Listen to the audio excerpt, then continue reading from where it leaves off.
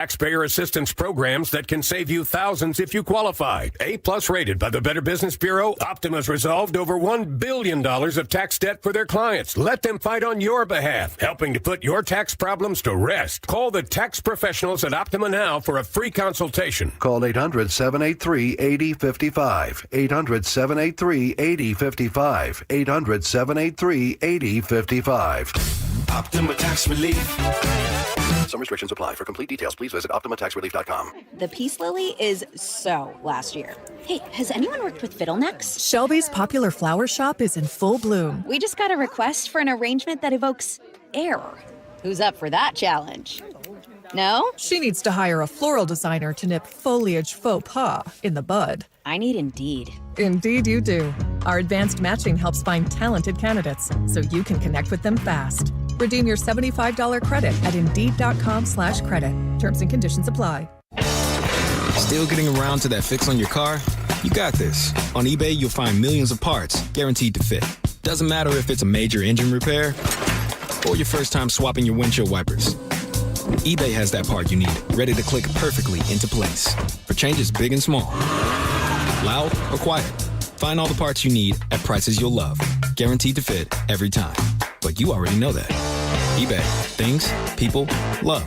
Eligible items only. Exclusions apply. Stop struggling to get your job post seen on other job sites. Indeed's sponsored jobs feature helps you stand out and hire fast. Start at Indeed.com/credit. KIRO FM and HD1, Tacoma, Seattle.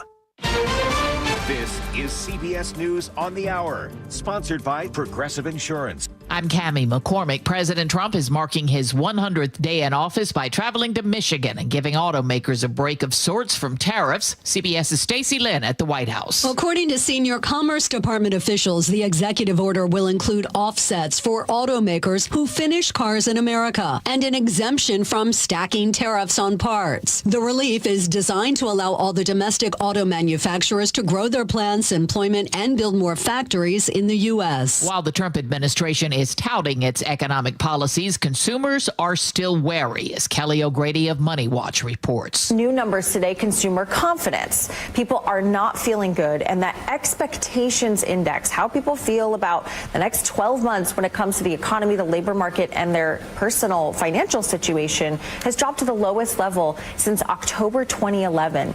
And particularly in the labor market, 32% of people surveyed think that employment is going to fall over the next 6 months. Job openings have fallen to their lowest levels since September. UPS says it's cutting 20,000 jobs globally, partly because it expects fewer Amazon shipments due to tariffs.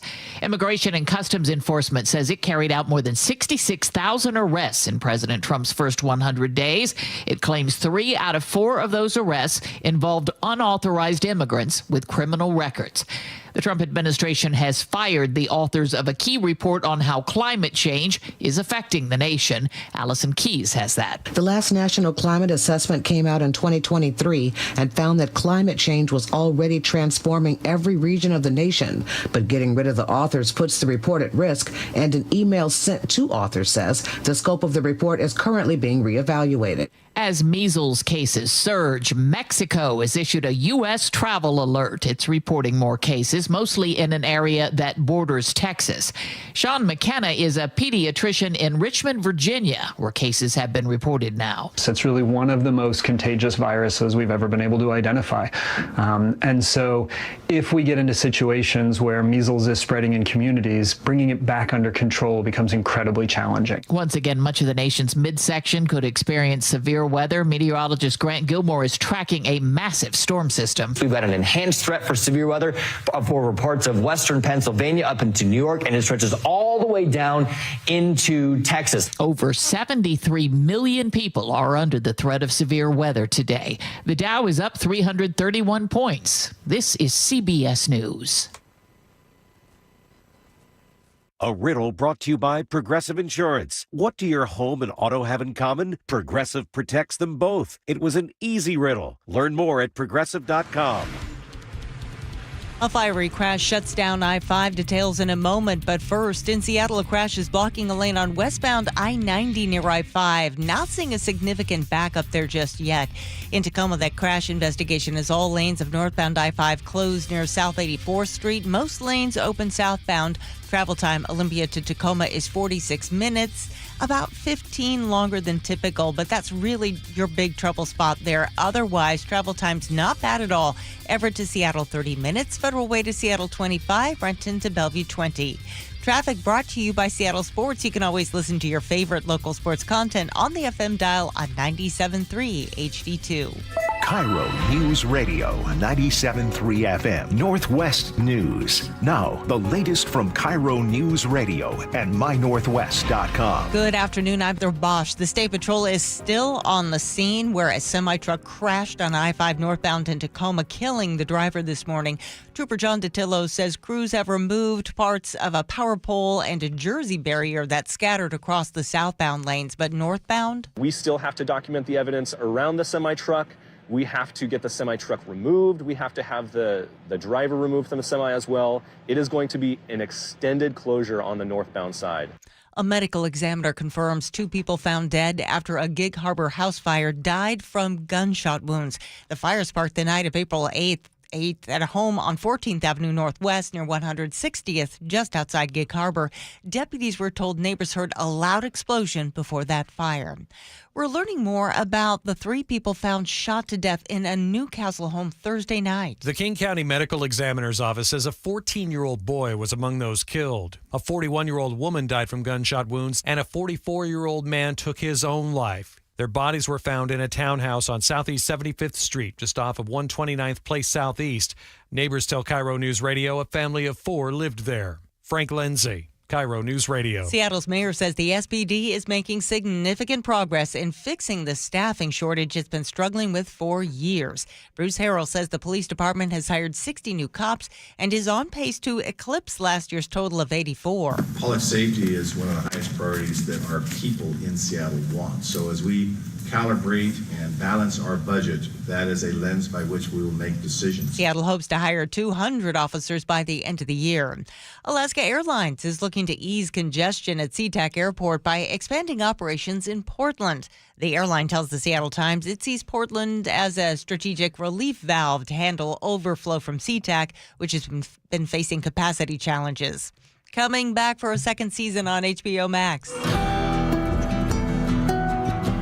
The post-apocalyptic drama The Last of Us, and this time Seattle will serve as the setting. You'll see places like Lumen Field and the Space Needle, but most of the show is filmed in Vancouver, BC, which offers production companies bigger tax breaks.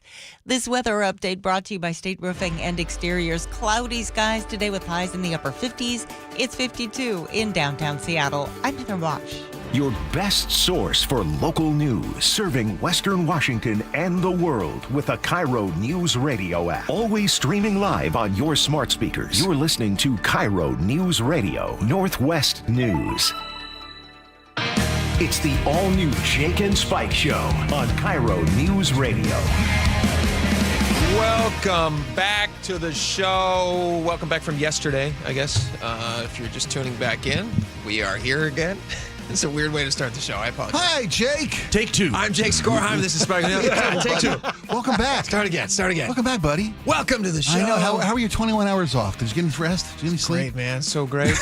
I did so much. Saw the world. Traveled. Nice. Yeah, I did a bunch of stuff. Traffic was okay? Traffic was okay. Yeah. Not okay this morning. Not okay this morning. Yeah, I got out this morning. Woof, woof, woof. How was your morning? Spike? You know, and not to keep beating the wedding drum, but we are getting the last of our family out of town. Nice. Boy, that could have been kinder because some of them are listening right now. I made a trip to the airport this morning, and my lovely mother-in-law was in town for almost a month to help with wedding preparations. Say no more. Right? And I love her. Love her. Okay, She's great. amazing. Nobody can do dishes after a big meal like Grandma. But I had to do the morning commute to get her down to the airport. And I don't usually do the morning commute. I mean, we get in here a couple 3 hours early before the show. You sooner than the rest of us, but I miss the morning traffic.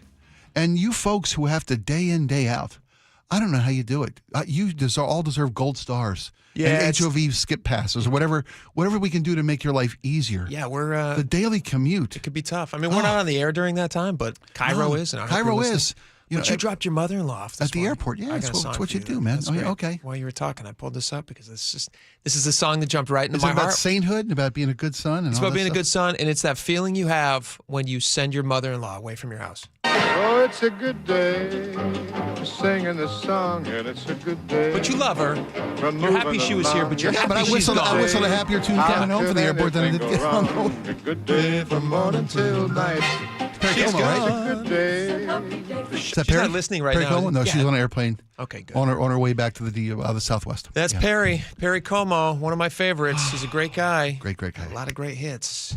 Some music you can snap your finger to. A diggity dog. That's great. I'm glad to hear she's gone. Yeah, no.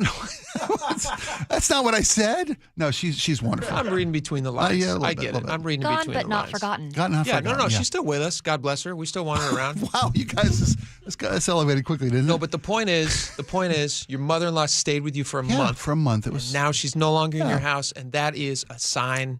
That's a happy day. It's Down in your shoes, and it's a good day. What? I have the same feeling. I love this. I love my mother-in-law. She's great. She's a great lady, man. But I also love that she doesn't live, she's not in her house all the time. It's nice when she's here, and it's nice when she's gone. Yeah. I love her. It makes it even sweeter when she's here to help out and pal around. And she said, she's going home to an empty house. She lives down by herself in Albuquerque. Sure. And she's like, it's really Down nice. New Mexico way. It's really nice to wake up and there's people in the house. Jeez, Louise. I know she's seeding the ground there. She's trying to get in. She's trying to get in your house. I don't want to project any agendas onto my lovely mother-in-law. Sounds like she's trying to move in.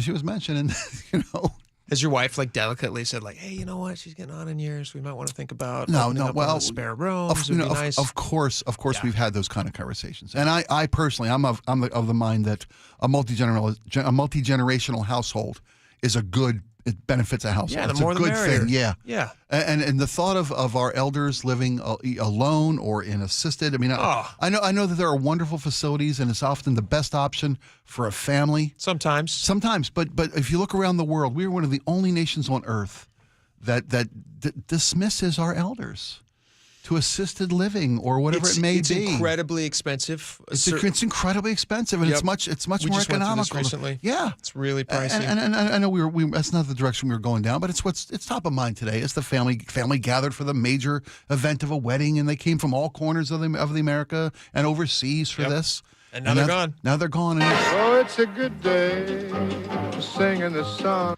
I'll be cooking for 2 instead of 14. That's nice. I had brunch for 14 Sunday morning. That's ridiculous. It was fabulous. Mom helped me make the casserole, so it's all good. That's nice. See? Yeah. It's a little thing. But you got to do something when she's here, right? You can't just sit around and nitpick you all the time. Yeah, she's got it down. Yeah, no, you're right. You can't do that. You can't do got to that. keep That's active. not Got to keep nice. moving. Yeah, you got to keep moving along. You got to be a good house guest. Yes, you do. You know what they say about house guests? And what is it about house guests and fish? 3 days. 3 and days. They start to stink the place up. That's what they say. Then you're like, oh yeah, it smells like fish. What is that? What is that? Oh yeah, that's right. Old people love fish. Nate Connors joins us now. This is I'm happy to have you here. Likewise. Although the circumstances which bring you to us, it's not a fun Friday. Normally we do a Three Amigos thing. Yeah. You're here on a Friday, which is a blast. But you're here for different circumstances. There was a crazy blockage on I-5 today. Yeah, and it's still blocked. Somebody lost his life. The truck driver lost his life, which is horrible. Unfortunately. But the entire I-5, north and south, was shut down. Is the northbound lanes are still closed? Still closed. What's going on there? Down in Lakewood, North 5, it's South 84th. So that's where you're being detoured. If you want to detour earlier, that would be a good idea. However, I will say it's really getting back to normal down there. I mean, because at this time of the day, it's light volumes. It's going to start picking up because it's lunchtime now. But the backup is like 3 miles now, which is kind of typical afternoon stuff. So this truck crossed over and hit the side. It hit the Jersey barrier in the middle, in the median. And the Jersey barrier then got shoved over into the southbound lanes. Yeah, Which is why they were shut concrete. down. A light pole was over in the southbound. Yeah. So the light pole went down on the semi, and that's what started the fire. And there's still, obviously there's a fuel leak. We don't know what caused it. It could have been the weather. It was pouring rain at the time. So Washington State Patrol, they've been on the scene all morning because this happened this morning. What, like 4:30 in the morning, 4:46. So Washington State Patrol is on the scene. They're still doing their investigation to try to determine exactly what happened. And then they're going to try to open it up at some point today. Oh, sure, yeah. But my guess is probably in the next hour or so. Yeah. Because what they had to do was, as they were taking the semi, trying to get a tow truck to clear it, it started falling apart in pieces because it was burnt to a crisp. So you couldn't even tow it at that point. Right. So then they had to bring in a bunch of huge dump trucks and load it into dump trucks, and so that delayed the process a little bit as well. Yeah, how do you get the dump trucks there? Are they driving on the wrong? Are they driving the wrong way on I-5 because it would be wide open? Good question. Yeah, they must be coming down. Yeah, the wrong way on the off ramp or something. I'm not sure how they got there. Crazy story. Yeah. But southbound has one lane blocked, the far left lane, so really not much of a backup there. And again, northbound is starting to clear out. That's great. All right. Well, thank you for the update. We appreciate My pleasure. it. If you're stuck in your car right now, we're happy to entertain you, and hopefully it'll be cleared up pretty soon. Spike, this story is one that we talked about. I'm trying to remember when we talked about this originally. Jamie Tompkins, who is the former chief of staff for chief of staff for former Chief Diaz. Chief Diaz, yeah. So she has a lawsuit now against the city of Seattle for her termination. For the situation in which she found that she was no longer having a job there. She's suing them for defamation, right? And because is that what the lawsuit is for?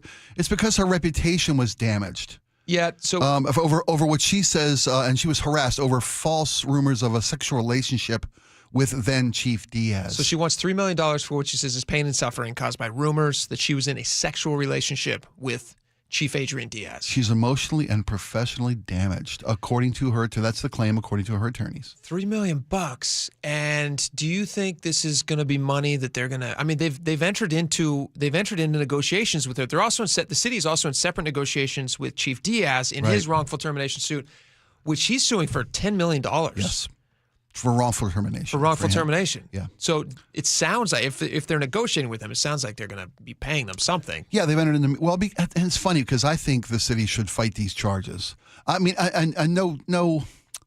How do I say this without just saying what I'm thinking? No disrespect to Jamie Tompkins, but we read the letter on air. Was it a card?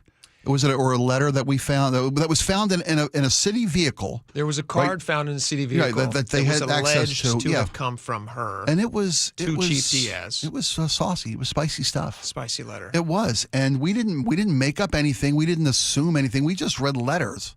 The letter that was written from Jamie Tompkins, and it unless she's a fiction writer, the quality of a Jane Eyre. It was if it came from the heart. If I'm to believe her credibility as a reporter, Well, if you believe that she actually did write it, that's a good point too.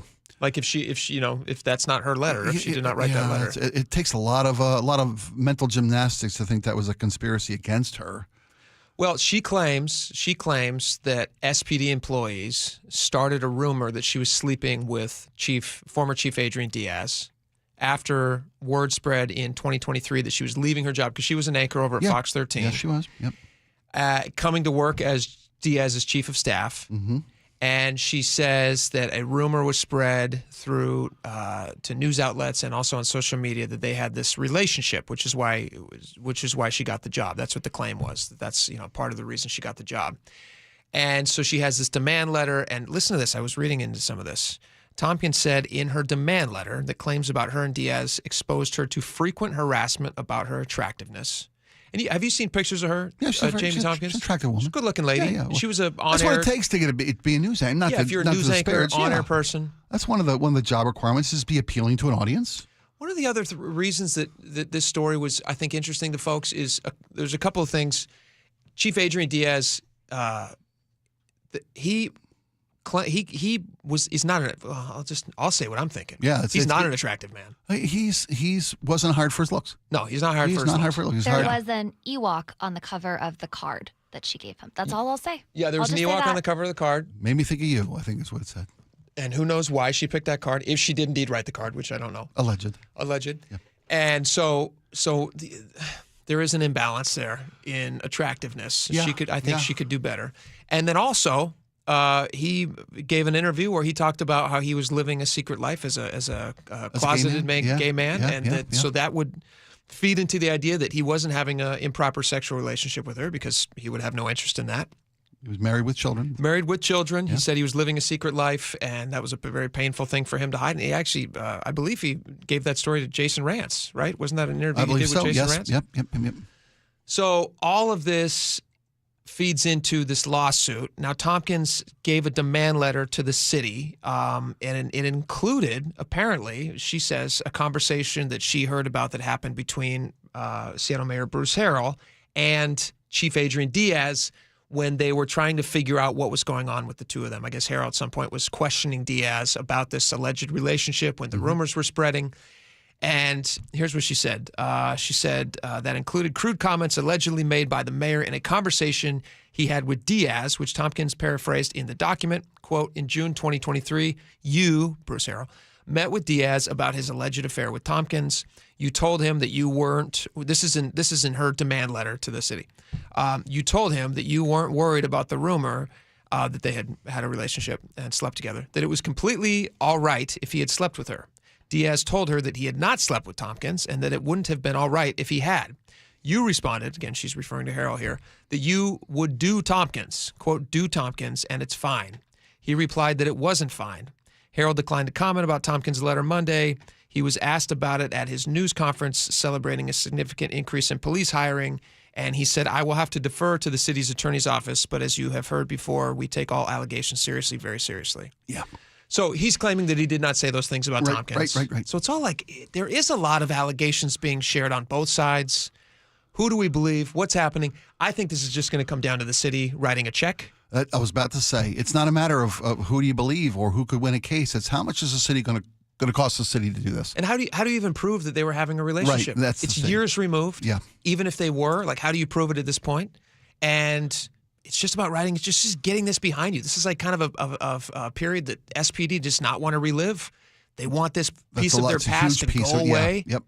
And it's going to cost a certain amount. It's probably not going to be $3 million, but that's what they're asking for initially. That's why they're in mediation, as they are with Diaz, as they are with 4 other female officers who are suing the city over a hostile work environment and sexual abuse and sexual harassments in that case. Yeah. You know, the city now has so many different lawsuits against them, and they're trying to mitigate financial damage to the city because they're already under budget, and everybody is. So you settle. And it's, you know, when you make these claims and these allegations of harassment and defamation and all the things that Ms. Tompkins is claiming, and we don't know what happened, and she's got the right to have her day in court and make this lawsuit and all these things. The city's just trying to limit the damage, the financial damage done. So if you want to get a settlement, just accuse and aim high and settle low and get money. And just imagine if she was innocent of a relationship, if she didn't have a relationship with him. And there's every possibility that is exactly the case. And she definitely did walk away from the situation with people thinking, well, she's kind of only got the job because she slept her way to the top. That's not a fun place to be. So I understand why she's going after the city. I mean, like, her name was kind of dragged through the mud. Yeah. So I imagine she'll get paid. Do you have an idea about what she's going to get paid, do you think? Oh, you're suing for 3? It's got to be half that, right? Half that before legal? That? Yeah, before law, yeah. That's usually how it plays out. good. But here comes more of our tax dollars. And and I heard Gene Ursula discuss this story earlier, and the great point was made that this is just fallout from the horrific leadership at SPD. Both through Diaz and prior police chiefs. Best was there before him. And between CHOP and the defund the police and all the things that this police department has done, and now all the different sexual allegations, harassment and misconduct allegations from so many different levels, horrific leadership has led us to this place where now the city is spending who knows how many millions of dollars in all these multiple different lawsuits against the city. Wouldn't it be nice if they could just move on and just like that's do good police work? To your point, let's put this behind us. There's value in putting this behind us. Speaking of, the city of Seattle is celebrating. They're saying that they have, for the first time in a long time, had some really good recruitment numbers. Yeah. They're also saying that they've hired, 60 new police officers have been hired, which compares to 84 hires in all of last year. 10 at this point last year. If you look at the same calendar year from 24 to 25, they had 10 at this point in 24 and now 60 at this point in 25. So they say they're on their way to 200 new hires if you for this year. extrapolate it out, yeah. Which would be great. So they're celebrating. Celebrate good times. Sure. Police officers would be great. Sure. That would be nice if they did it. I'm interested in why they found themselves in a situation where nobody wanted to be a Seattle police officer for the last few years. I think a lot of what we just talked about probably would play into that. Yeah, absolutely. And there was bad leadership, bad culture. COVID wreaked its havoc on the police force in the state of Washington. Defund the police was a massive thing. Yep. The city council's decision to put what seemed at the time criminal rights above the rights of citizens or law enforcement community. Absolutely. And all those things make it hard to draw people into this police. We have the lowest per capita police coverage of any state in America. Major city, or is it in the state of Washington or city of Seattle? I think has the worst per capita. I think maybe both. It's pretty bad. It's bad. Yeah. And that's a nationwide shortage of law enforcement officers. But here it's worse than anywhere. I have two friends who were Seattle cops, who are no longer Seattle cops, and they were Seattle cops for like a decade and a half, like 15 years. That's a big career to give up after 15 years. Yeah. And you said they moved to other law enforcement opportunities in the area, right? They totally left law enforcement. Actually, okay, wow. They moved into different businesses. I know a lot of guys have gone on to different county sheriff offices. Sure, or whatnot. Or even different cities. I mean, it's just the culture in different cities. Like you drive north or south, it's just a different culture. But hopefully Seattle can get back on track there.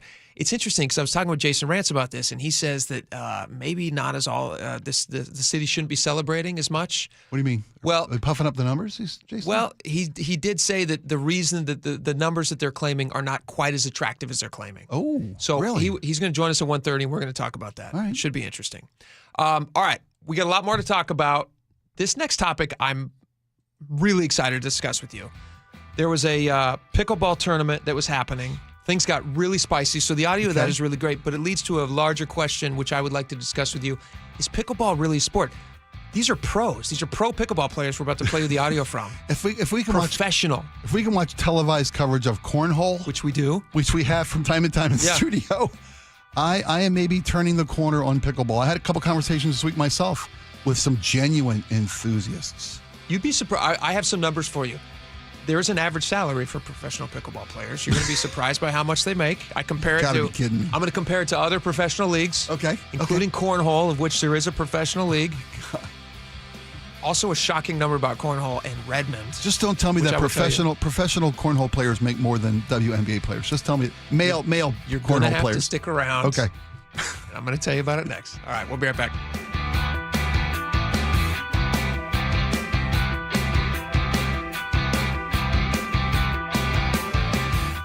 This hour is brought to you by Caesars Sportsbook at Muckleshoot Casino. She's local. I grew up in Olympia. She's experienced. I've been very lucky to be in Seattle for 23 years. Now, Manda Factor is home on KIRO Newsradio. This is where I want to be. It's where I've always wanted to be. Experience matters. Experience for yourself. Seattle's Morning News with Charlie Harger and Manda Factor. Every morning 6 to 9 on KIRO News Radio 97.3 FM. Ready to order? Yes. We're earning unlimited 3% cash back on dining and entertainment with the Capital One Saver Card. So let's just get one of everything. Everything? Fire everything. The Capital One Saver Card is at table 27 and they're earning unlimited 3% cash back. Yes, Chef! This is so nice. Had a feeling you'd want 3% cash back on dessert. Ooh, tiramisu. Earn unlimited 3% cash back on dining and entertainment with the Capital One Saver Card. Capital One, what's in your wallet? Terms apply. See CapitalOne.com for details. Hey there, I'm Jack. And I'm Stag. We're just two deer that want to make sure you know it's deer season at your authorized John Deere dealer. The deer season that saves bucks. You know, like us. Yeah, you can get $3,000 off select John Deere machines. No early wake-up calls or tree stands required. Just a trip to your authorized dealer before June 2nd. If you ask us, it's the only deer season worth celebrating. Visit johndeere.com/deer season to find an authorized dealer and for complete finance details. Spring is officially here, and with it comes some unpredictable Pacific Northwest weather. This time of year, heavy rain can be especially tough on an old roof. An unexpected roof leak can be stressful. If your roof does spring a leak, Valentine Roofing has you covered with our Leak Stop Guarantee. We'll stop a leak in your old roof for free until the new one is safely installed. And we offer this leak stop service year-round, so you're never left scrambling for a bucket on your own. But don't wait for a roofing emergency. Schedule your free estimate now before you have the headache of dealing with a leak. Our estimates are straightforward. We'll provide you with an honest assessment of your roof's condition, along with our best price right from the start, all within about an hour of when we arrive. Call Valentine Roofing today, and we can get your roof replacement started with our priority scheduling. For roof replacements, repairs, and cleaning, call Valentine Roofing today at 206 Roofing. That's 206 Roofing to schedule your free estimate. It's time. The new phase of premium view lots at Natchez RV Resort is open. Don't miss your opportunity to get first pick. Ty, tell us about it. Our new phase features incredible extra-large RV lots with amazing unobstructed views. And talk about privacy, nothing will be developed behind them. And these lots start at just $80,000. Natchez RV Resort has 300 days of sunshine and year-round family fun. Pickleball, playground, dog park, miles of recreational trails. Plus, you have fishing, hunting, skiing, and golf nearby. And don't forget wine tasting. Yakima Valley has been voted the #1 best wine region in the U.S. Natchez RV Resort also features a 4,300 square foot clubhouse with gourmet kitchen, great room, fitness center, showers, and laundry. Plus, the brand new saltwater swimming pool and hot tub are open and ready for you. Get your perfect pick of Natchez RV Resort's premium view lots, starting at just $80,000. Reserve your showing now. 800-422-6009. 800-422-6009. NatchezRVResort.com. 1-877 Cars for Kids. KARS Cars for Kids. 1-877 Cars for Kids. Donate your car today. 1-877 Cars for Kids. KARS Cars for Kids. 1-877 Cars for Kids. Donate your car today. Donate your car today at carsforkids.org. That's cars with a K. Your car, running or not, can be picked up as soon as the next day. You'll get a maximum tax deduction and a vacation voucher. 1-877 Cars for Kids. KARS Cars for Kids. 1-877 Cars for Kids. Donate your car today. Now accepting donations of land, homes, buildings, or any kind of real estate. Hi, John Curley here. It's a great time to upgrade with incredible savings on ultra-efficient heat pumps. Take advantage of local utility rebates up to $5,000 off on heat pumps. And Eastsiders save up to $6,000 with the Energy Smart Eastside program. Home Comfort Alliance is offering up to 10% off all heat pumps and air conditioning systems through April. Get both heating and cooling with an ultra-efficient heat pump in one unit. Plus, enjoy 18 months, same as cash financing. Call Home Comfort Alliance, the comfort people. Visit homecomfortalliance.com. I just learned 10% of our electricity in Washington comes from nuclear energy. I've heard it's reliable and has a small footprint, but what about the waste? It's not what you might think. No overflowing dumpsters or leaking barrels. Used fuel is safely stored in solid form after powering homes, schools, and businesses for years. All nuclear power plants in the U.S. store their used fuel responsibly to protect the environment. Where can I learn more? You can learn about nuclear energy and used fuel at energy-northwest.com. Energy Northwest, powering our clean energy future.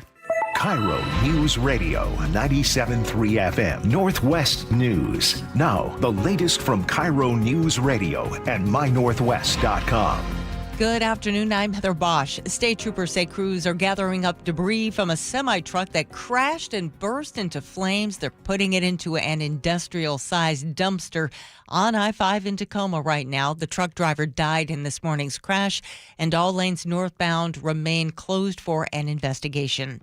Vigils are being held in the Seattle area to remember the 11 people killed when a car rammed into a Filipino festival in Vancouver, BC. More from KIRO 7 TV's Jake Chapman. Many within the Filipino community in Seattle came to a resting place in the Chinatown International District, not only to grieve the lives lost. We are extending the arms of this community to hold you as well as we can. But try to navigate through this. Being in this community, being a Filipino, this is family. As this community continues to try and make sense of such a senseless act. The SUV driver has been charged with multiple counts of second-degree murder. Amazon is denying reports the company planned to show you just how much tariffs are increasing the price of the items you buy.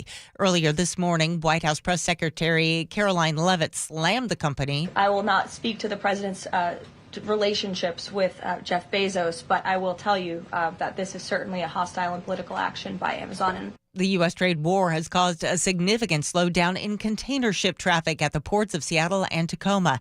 And Port of Seattle Commissioner Ryan Calkins believes China is in no hurry to cut a deal with the U.S. to lift tariffs. The Chinese are just sitting back and, they got their bucket of popcorn and watching it all happen back in D.C. He thinks we could start to see supply shortages within weeks. And if the tariff battle goes on long enough, it could be worse than what we saw during the pandemic. President Trump is poised to give U.S. automakers a break from some of his tariffs. CBS's Stacey Lynn explains. According to senior Commerce Department officials, the executive order will include offsets for automakers who finish cars in America and an exemption from stacking tariffs on parts. The relief is designed to allow all the domestic auto manufacturers to grow their plants, employment, and build more factories in the U.S. Consumer confidence has slumped for the fifth straight month, economist Gus Fauché. The longer the tariffs remain in place, the more uncertainty there is, the higher the tariffs are, the greater the drag on the economy and the greater potential for recession down the road. On Wall Street, the Dow was up 356 points, though, and the Nasdaq ahead 100. From the Beacon Plumbing Traffic Desk in Tacoma, that crash investigation has all lanes of northbound I-5 closed again. This is near South 84th Street. Most lanes are open southbound. There is a 6-mile backup on I-5 northbound as people try to reach State Route 512 to detour there, so be aware of that. Your travel time, Olympia to Tacoma, is 51 minutes right now, 20 longer than typical. Traffic brought to you by Lake Washington Windows and Doors. Through April, Lake Washington Windows is paying your sales tax plus giving you 18 months to pay for them. For details, visit lakewashingtonwindows.com. This weather update brought to you by State Roofing and Exteriors. Cloudy skies today. We'll see highs in the upper 50s. It's 55 in downtown Seattle. I'm Heather Bosch. Your best source for local news. You're listening to KIRO News Radio, Northwest News.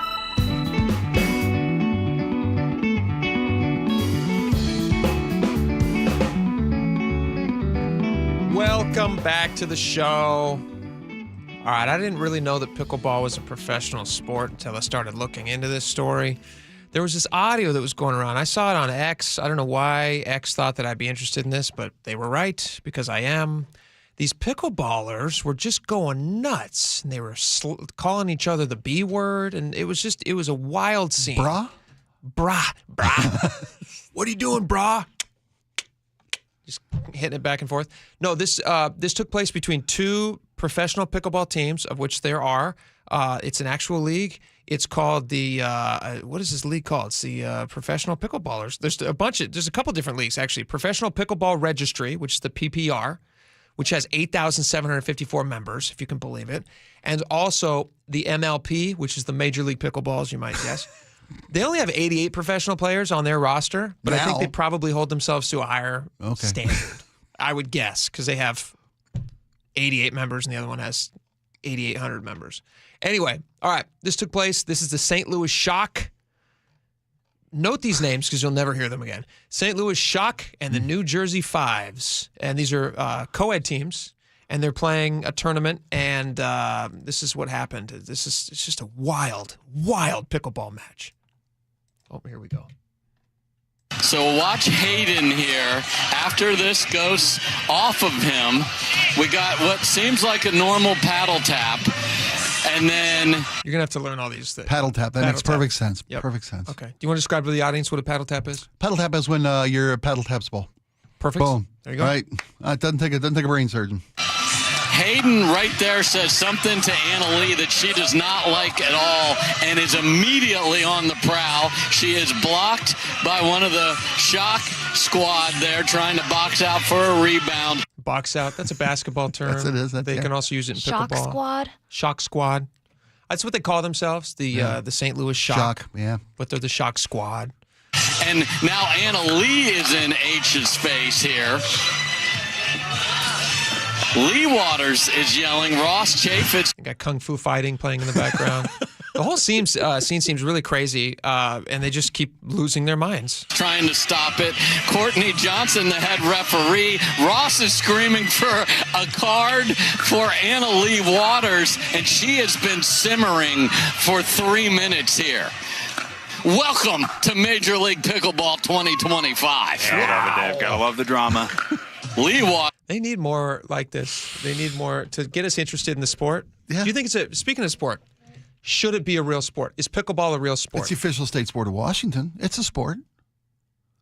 I'm just giving you the facts here, my friend. A real sport. You think it's a real sport? I think it's Is more it a real sport in the way that cornhole is a real sport? Again, because like cornhole has a professional league. It's the ACL. Don't mistake it with the injury. This is the American Cornhole League. It's a real league. They've got sponsors. They've got corporate sponsorships in these leagues. There's money in these leagues. There's They TV have numbers. TV channels that you and I watch during the show. We watch professional cornholing. Cornholing, yes. Which is not a dirty thing. It's literally cornholing. It's literally a professional sport. Yeah, it's a professional sport. I was at an event this weekend. I'm gonna stop saying the W word. I was at an event this weekend with a lot of young groomsmen at this event this weekend. Sure. And these guys were talking pickleball. I'm like, oh, you guys play fat tennis? And they'd never heard the fat tennis term before. And I'm going to have to get rid of that because now it's a professional sport. These guys, like, they turned at me and like, they're dead serious about their pickleballing. Why? Now, why do you think that is? Why don't they take They it? enjoy it. They enjoy it tremendously. They find it challenging. They find it, it's great exercise. I love to lay on a hammock. It does. I'm not a professional at it. Not a professional. If you could be, you would be. Though, If I could be, I would be. Here. Is it a sport? If you can get, my threshold is this, and maybe it's wrong, but it takes skill, it takes physical activity, and can you get injured? Which makes it a sport. To me, that's what makes it a sport. So right? that would apply to. So I guess darts are a sport. Darts are a sport. Cornhole. I don't know if you can get injured cornhole. I guess you have to really throw the bag at somebody's head directly. I guess you could pull an arm muscle. You could step on get rotator cuff from throwing. Step in the hole accidentally. Sure, and go for that gophering. Yeah, gophering. Yeah. I understand why pickleball is successful. I understand why they like it. I understand why it just like grew like a weed. It's America's fastest growing sport. Well, we also have a population who's getting a lot older. Yes. Because of amazing medical technology. Everybody's living longer. Yeah. They're living longer. They're able to do more. We want them to do more. Of course you want them to do more. And they're too old and fragile for tennis. They're too old for tennis. Right. Tennis is really hard. It's an actual finesse sport. Probably played tennis their entire life, so they know, or they're associated with it. Now, herein lies the key to pickleball, and where I think it's, and I'm not knocking pickleball. I actually have a friend who, and I'm not going to say because it would feel like a plug, but I have a friend who is part owner of a pickleball facility. You know Drew Brees? I know Drew Brees. Because he's opening some. Right here. Yeah. No, nationwide. There's a great pickleball facility. I'll plug it. I don't care. You know Side Out Pickleball up in Mill Creek area? I'm not an enthusiast. Or in the Mukilteo area? I'm sure I will come to know it and love it. Fantastic facility. I highly recommend it. Yeah. Anyway, I know the reason the pickleball has just taken off like a wildfire. It requires little to no skill to get into. You can play it almost immediately. It's like you're holding a ping pong pad. It's like a big ping pong paddle. Right. It's not a tennis racket. If you get out there and you watch tennis players, they make it look easy, but there's so much finesse involved. The second you hit a tennis ball, it's just like either doesn't get over the net or it flies outside of the court. Right. You know what I mean? Right. But that's how hard it is. It's really hard to be good at tennis, and it takes a lot of practice, and you can't do it And it's physically demanding. It's tough on the knees. It's tough on the back. There's a lot of running. There's a lot of quick movements. Sure. But that aren't there in pickleball. Yeah, pickleball. I think a lot of people are getting knee injuries in pickleball, though. Are they? Because they're playing it. They're older and they haven't played anything for a long But they're more time. stationary, right? They're more standing in one place and bing bong, ping pong, back and forthing, right? Yeah, than tennis. I've watched a little pickleball. I would love a. Usually it's old ladies with visors on. Correct. But those old ladies are hurting their knees at record rates. Fair enough. But you can become a really good pickleball player in like a week. Oh, well, who wouldn't Which love is that? why I think the sport has taken off. Okay. So you get to, you start at nothing, and then you can become really, really good at it. That's not true for any other sport. No. It's Like a quick learning curve. Very quick learning curve. Cool. Because That's attractive, yeah. Do you want to know how much professional pickleballers make? I'm dying to know. Okay. And I made a joke that I hope it's not more than WNBA players who have dedicated a lifetime to being the world's absolute best at their sport. So it's not far off, actually. So the average pickleball pro makes about $112,000 a year, which includes their opportunity for endorsements and things like that. The top players, I guess, there's the top player's name is Ben Johns, who makes around $2.5 million a year playing pickleball. So it's a very good sport for high number. It's a lucrative opportunity for the great pickleballer. The average salary in the WNBA is $147,000. Again, they can get some endorsements. So a lot of ladies and a lot of the upper echelons of the WNBA make more than that. And they're making way more than that. Yeah, your Caitlin Clarks and your Angel Reese's, and so Yeah. they're making way more than $147,000. But those two numbers are not far off. They're not. The American Cornhole League. Please tell me those guys aren't making six figures. Please. Well, they're making the average salary for American Cornhole professional players $63,000. Okay. When we watch $63,000, we watch this on TV. Oh, they're good. They're great. They're good at throwing a beanbag in a hole. Right? Yeah, chubby guy with a good eye. Boom, you're an athlete. Here's the weird thing, and I don't know why this is, and maybe one of our listeners can answer us this question. They do a ranking, the top 10 places to earn money playing cornhole. Oh, okay. San Francisco, number 1, where your average pro salary is $75,240. Redmond is number 2.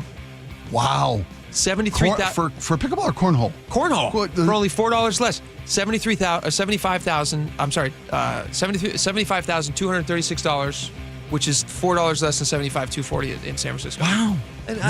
Redmond's a hot spot for cornhole. I don't know why, but it is. A lot of good bars over there. Is there a lot of good tailgating over there? What's the backyard barbecues? We should get somebody from the Redmond cornhole scene onto the show. Sure. It's a hot spot. We should get a course set up in here. You and I can work on it during commercial breaks, improve our game, make a side money, right? And we could entertain folks on the YouTube channel. We've been looking for something to do that would be worth their time. This is great. We'll set up cornhole cameras. We've got the engineering staff to set up cornhole cameras. You know what you and I can do? What? I think before the end of the show, you and I can come up with some sort of a mini cornhole apparatus where we can actually be playing today for the audience. I love it. Because I don't want them to waste their time. You should let me know. I got a pickleball set at home. I got paddles. We could do that here. We could do that. We could do it across We'll come up with cornhole today on the show. We'll check with the boss. All right. What to do to avoid bears. It happened in Issaquah. It's a pretty crazy video. We'll play it for you next. Stick around. She's local. I grew up in Olympia. She's experienced. I've been very lucky to be in Seattle for 23 years. Now, Manda Factor is home on KIRO News Radio. This is where I want to be. It's where I've always wanted to be. Experience matters. Experience for yourself. Seattle's Morning News with Charlie Harger and Manda Factor. Every morning 6 to 9 on KIRO News Radio 97.3 FM. It's clogged again. Your drain? Just had it cleared. You didn't call Apollo Plumbing. How can you tell? Because your drain's clogged again. So frustrating. We can clear that drain. That's what the last guy said. We'll clear it, guaranteed. He said that too. Apollo Plumbing will clear your drain or it's free. Wait, what? Apollo Plumbing clears your drain. Or it's free? Yep. What's the catch? No catch. Fine print? Apollo Plumbing clears your main drain for $83. $83 or it's free? And we'll even give you a camera inspection. Because? It's the best way to find what's causing your clog. But that's extra. Nope.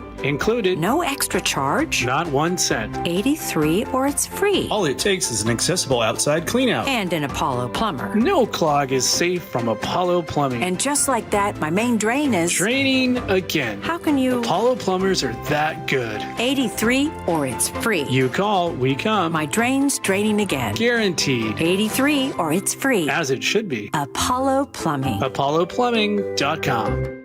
This is a story of the one. As a maintenance specialist for university housing, he knows college students can major in wear and tear. Plus, housing so many students doesn't leave a lot of room to house all the supplies he needs. That's where Grainger comes in. With over 1 million industrial-grade products and fast, dependable delivery, Grainger carries the quality products he needs so he doesn't have to. From a new door hinge to a whole new faucet. Call, click Grainger.com, or just stop by. Grainger, for the ones who get it done. This is Secret Clinical dominating extra stinky stress sweat. And this is regular deodorant. Secret Clinical in a heat wave. Oh, what a beautiful day. This is regular deodorant. Ugh, I can't. Secret Clinical with workout sweat. Let's run another marathon. And regular deodorant. How much more? Secret is the GOAT. Because nothing fights sweat better. Stay fresher under pressure. Are you trying to buy a new home, or are you a local real estate agent seeking financing for a client? We're all tired of dealing with banks, credit unions, and endless guidelines. Wouldn't it be nice to go back in time when we had common sense lending?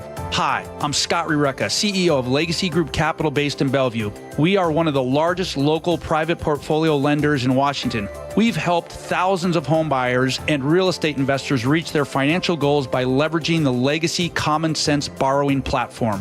What that means is we lend our own money, we make our own decisions. If your deal makes sense, we'll get it done. Whether you're purchasing a new piece of real estate or refinancing an existing loan, bridge loans, construction, or regular home loan, it doesn't have to be as difficult as banks and lenders make it. If you're trying to grow wealth through real estate acquisition, come talk to the experts in private lending. Call 425-635-4700 or LegacyG.com.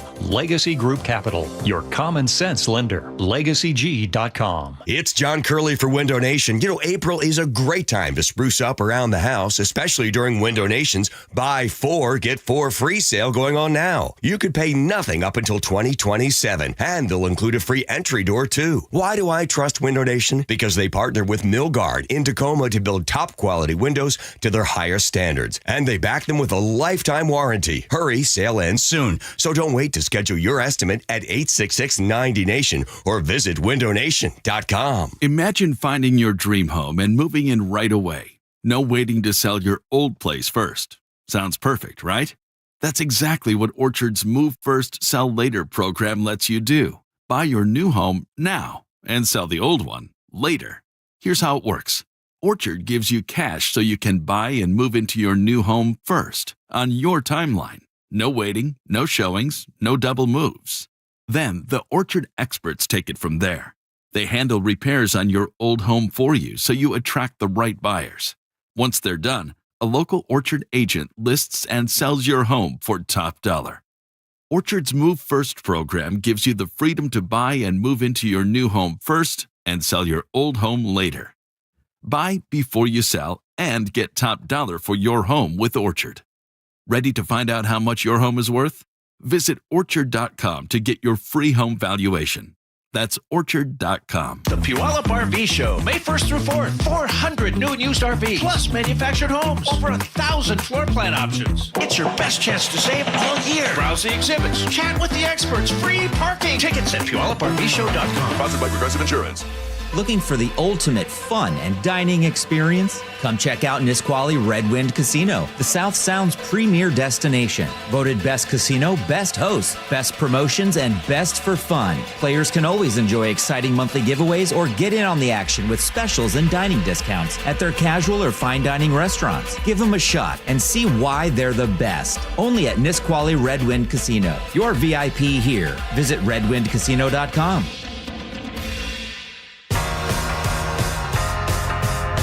Welcome back to the show. Spike and I spent all break trying to figure out how to make a homemade cornhole set, which we're going to do during the commercial breaks. If you want to watch sponsorship opportunities are available.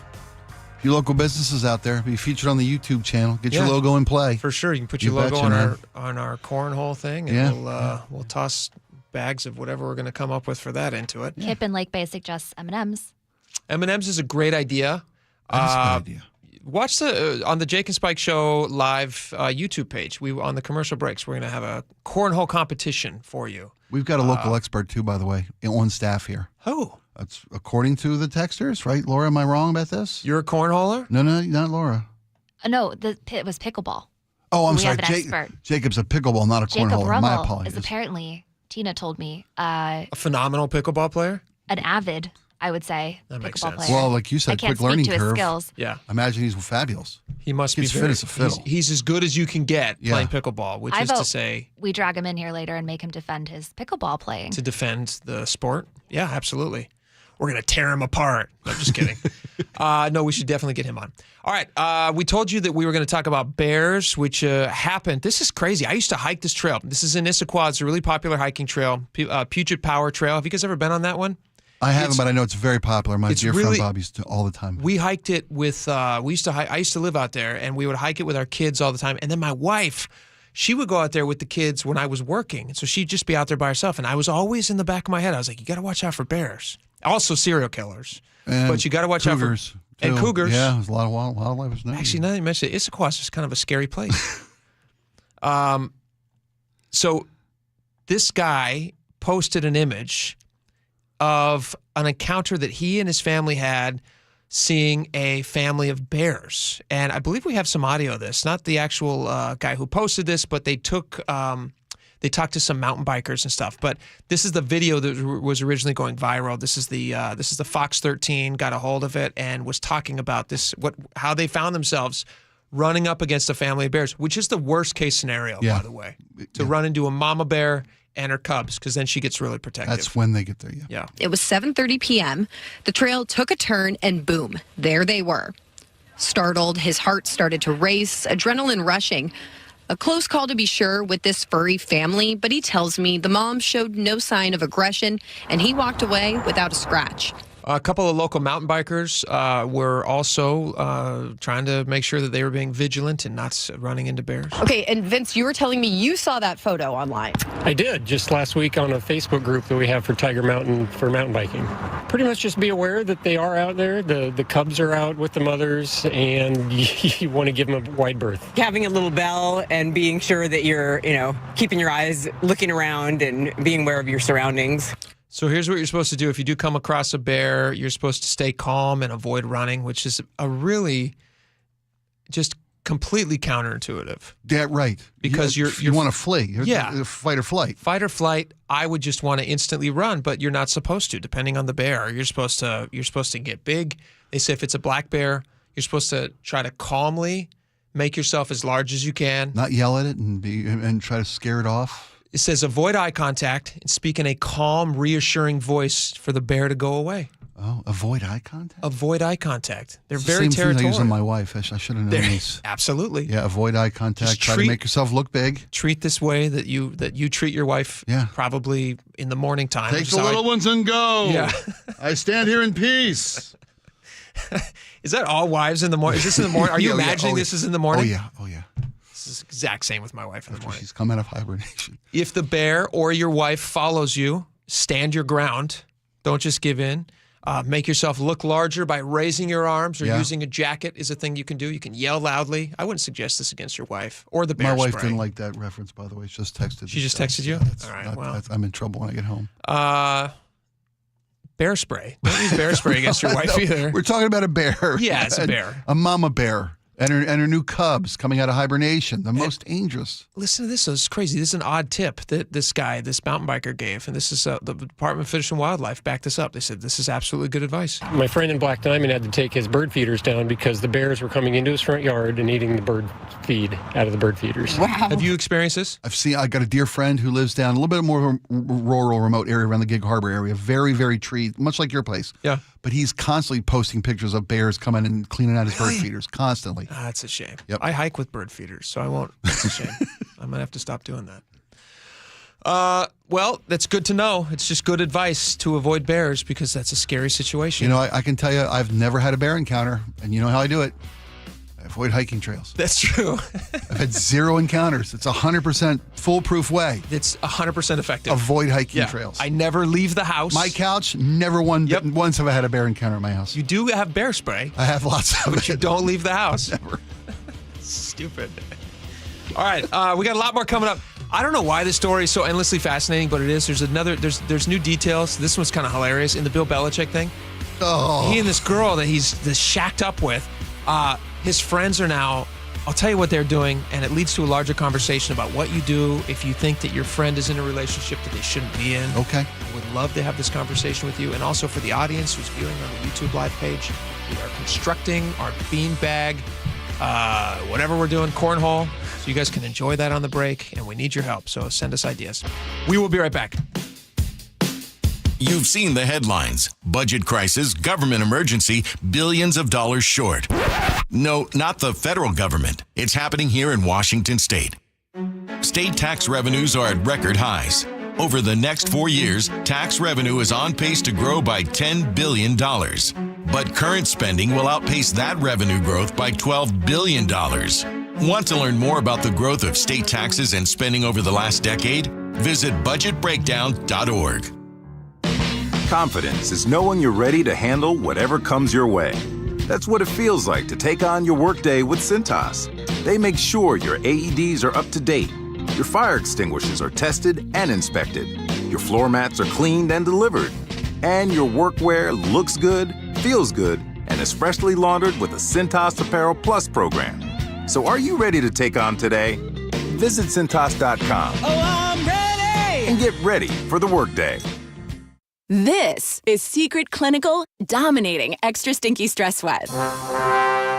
And this is regular deodorant. Secret Clinical in a heat wave. Oh, what a beautiful day. This is regular deodorant. Ugh, I can't. Secret Clinical with workout sweat. Let's run another marathon. And regular deodorant. How much more? Secret is the GOAT. Because nothing fights sweat better. Stay fresher under pressure. So I formed Davis Law Group about 30 years ago, and I would get, the same questions from people about what to do in the case of an accident. Do you need a lawyer? To the point where I decided that I would at least write a book which would answer the common questions that I would receive as a lawyer. Once I wrote my first book, it proved to be hugely popular. I decided to write then a series of books in different accident cases so that we could really teach people about their rights, how to protect them, and how to decide on whether they need a lawyer and what lawyer to hire. I've found in my career that having a client that is educated and knowledgeable about their particular type of case really helps the client and also usually ends up making the case or the claim more successful. To get your free copy of any of my Washington accident books, visit WashingtonAccidentBooks.com. Did you know that nearly half the homes in Western Washington are not properly insulated or not insulated at all? That may be the reason why your home is way too hot in the summer and way too cold in the winter. It may also be the reason that your energy bills are sky high. Right now, Insulation Northwest is offering a free inspection of your home's insulation. This is a $199 value and it's absolutely free, no obligation. Just call today and Insulation Northwest will arrange a time that works with your schedule. We'll perform a thorough exam of your home's insulation and give you the advice you need to start saving thousands. Everyone who calls today will also receive a free infrared screening of your home using the latest technology. This will help reveal any hidden flaws in your home's protective energy blanket. What do you have to lose? It only takes about an hour and it's absolutely free. Call Insulation Northwest today, the real insulation company. InsulationNorthwest.com. You just realized your business needed to hire someone yesterday. How can you find amazing candidates fast? Easy. Just use Indeed. Start at Indeed.com/credit. KIRO FM and HD1, Tacoma, Seattle. This is CBS News on the Hour, sponsored by O'Reilly Auto Parts. I'm Cammie McCormick. President Trump is marking 100 days of his second administration with a visit to Michigan and a softening of some tariffs on U.S. automakers. Ed O'Keefe reports. The big three automakers and anyone that produces automobiles in this country, could be BMW, Volkswagen, what have you, will benefit from this and are cheering the decision designed to give a little more relief and perhaps assuage the concerns of people about how tariffs could potentially upend the economy. There are a lot of lingering economic concerns. Kelly O'Grady of Money Watch. The Dow and the S&P 500 had lost over 7% since the president took office. The NASDAQ lost over 11%. And if you've been looking at your 401k, you're also seeing a dip there. Consumer confidence slumped for a fifth straight month. Shipping giant UPS says it's cutting 20,000 jobs, partly due to falling Amazon shipments. The White House blasted Amazon for reports it would add tariff amounts to its prices. Matt Piper has that. After White House blowback, Amazon says it won't display tariff costs next to online product listings. The company says it did consider it for its haul service, a recently launched low-cost storefront, but says it was never approved and will not happen. Earlier, the White House lashed out at the Jeff Bezos-owned company, calling it a hostile and political act. The tariffs imposed by the president threaten to increase prices for both consumers and businesses. In Israel, it is a solemn day, as Linda Gradstein reports. As a siren sounded to mark the beginning of Israel's Memorial Day, the country came to a standstill. All restaurants and places of entertainment are closed, and ceremonies will be held at military cemeteries around the country. The Defense Ministry said that 319 soldiers have been killed since last Memorial Day as the war with Hamas in Gaza continues. At the UN, Secretary General Antonio Guterres. In Gaza, there is no end in sight to the killing and misery.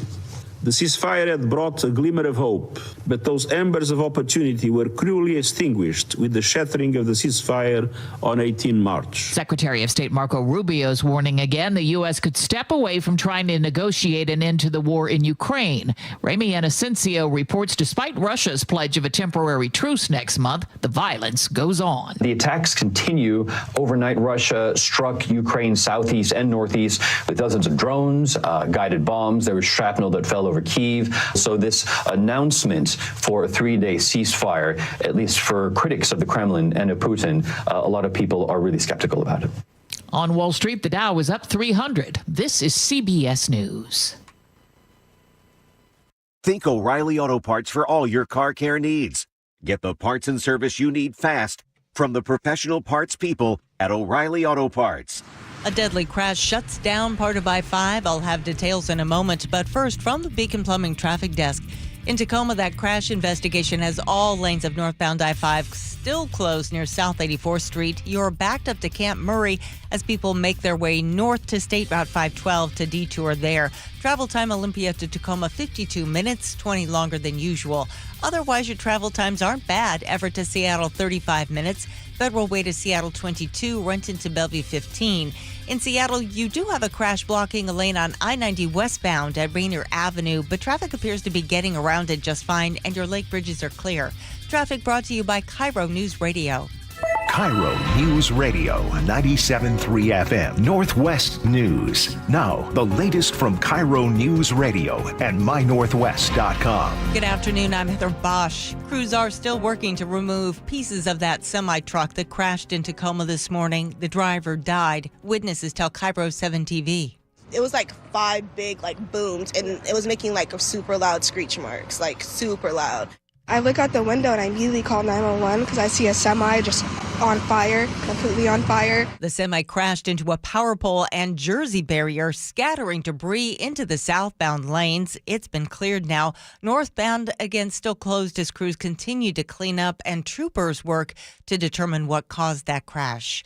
Tacoma is dealing with a rash of shootings. KIRO 7 TV's Deborah Horn reports from the scene of the latest. Just before 7 o'clock Sunday night, the calls started coming in to Tacoma police. Like pop, pop, pop. I hear the boom, boom, boom, boom, boom, boom, boom. Yeah, we heard about 6, 7 shots. A man and a woman had been shot in this Salishan neighborhood in East Tacoma. The man was dying. This is becoming a sad reality in Tacoma.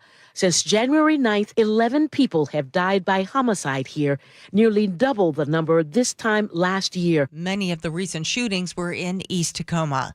Most Seattle voters surveyed say the city is making progress against crime. Concern about public safety dropped 10 points in the latest Seattle Metro Chamber of Commerce poll.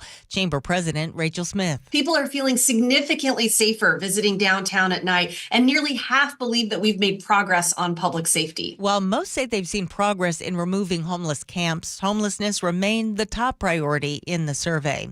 A 120-year-old restaurant at the Pike Place Market is going to stick around after all.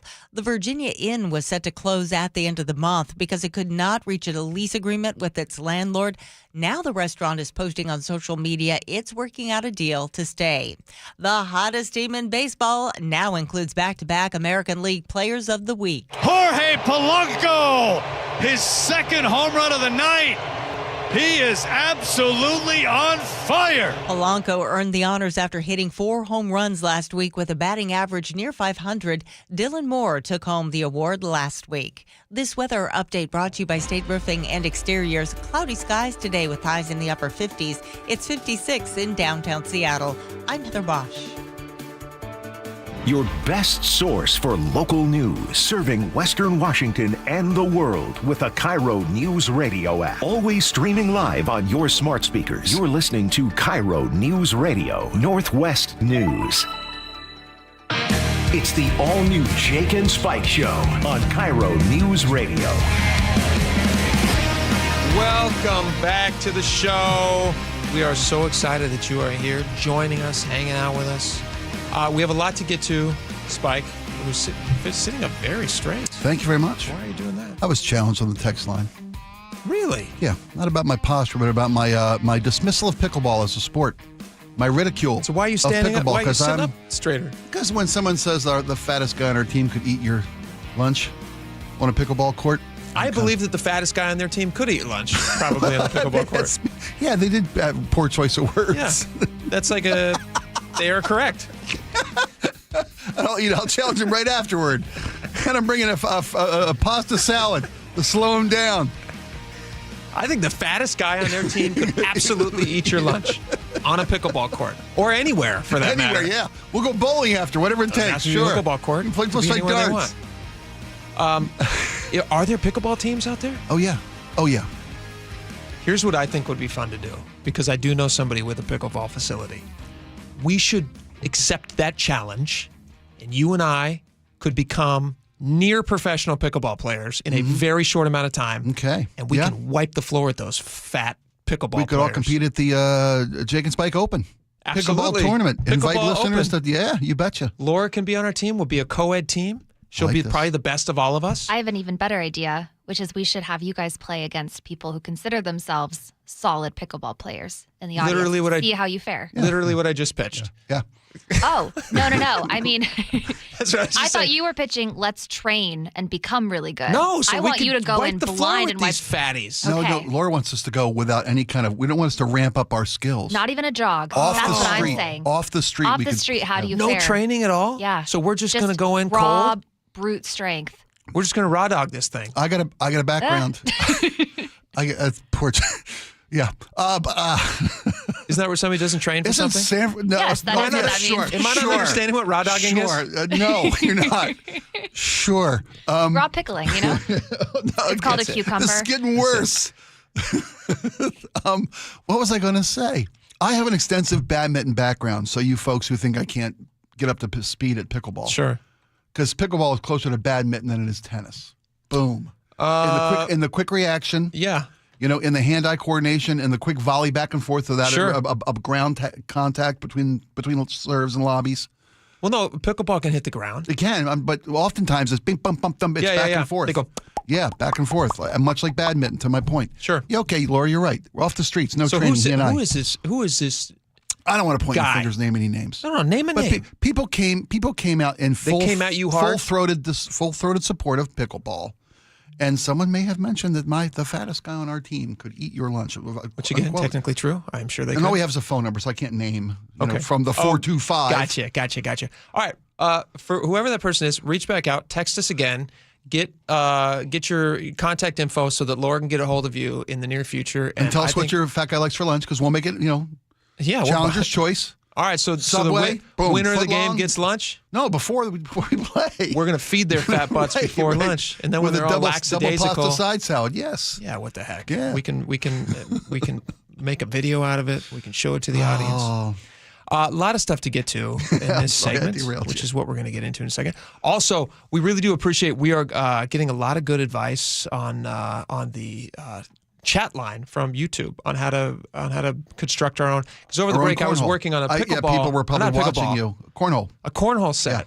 Yeah. I thought there was one. It's a wide world of sports in here today. Yeah, I thought there was one downstairs on our company patio studio. We've had one here before for various company events. It's gone. I don't know what they did with it. Management rented it from a high-end facility. Probably. Yeah. Probably. So I'm building one. I've just found some cardboard. I found some old NHL card bag. I'm gonna Jimmy rig the whole thing. Sure. I'm gonna build it myself with duct tape, red green style. That's a reference. I don't know. I love red green. Oh, greatest. Don't find you handsome. At least let them find you handy. I'm very handy. I don't know if people know that. I'm very, very handy. I can build almost anything out of duct tape and cardboard. Beautiful. Absolutely. So I'm going to construct one, and by the end of the show, you and I are going to be playing cornhole for the audience. We're nearly there as it is right now, so I'm very excited. So hang in there, YouTube audience. Hang in there, YouTube. Yeah. We care about you. Can we talk about Bill Belichick? This is the most gossipy story that's going around the world right now. People seem to love it, and they're caring about it, and they're confused by it, and they're concerned by it, and people are wondering if he even knows what's going on. A lot of people are asking questions. I'm looking at her in a completely new light now. I mean, before I just thought she's a young girl. Yeah. Bill Belichick, in case you don't know, Bill Belichick is 73 years old.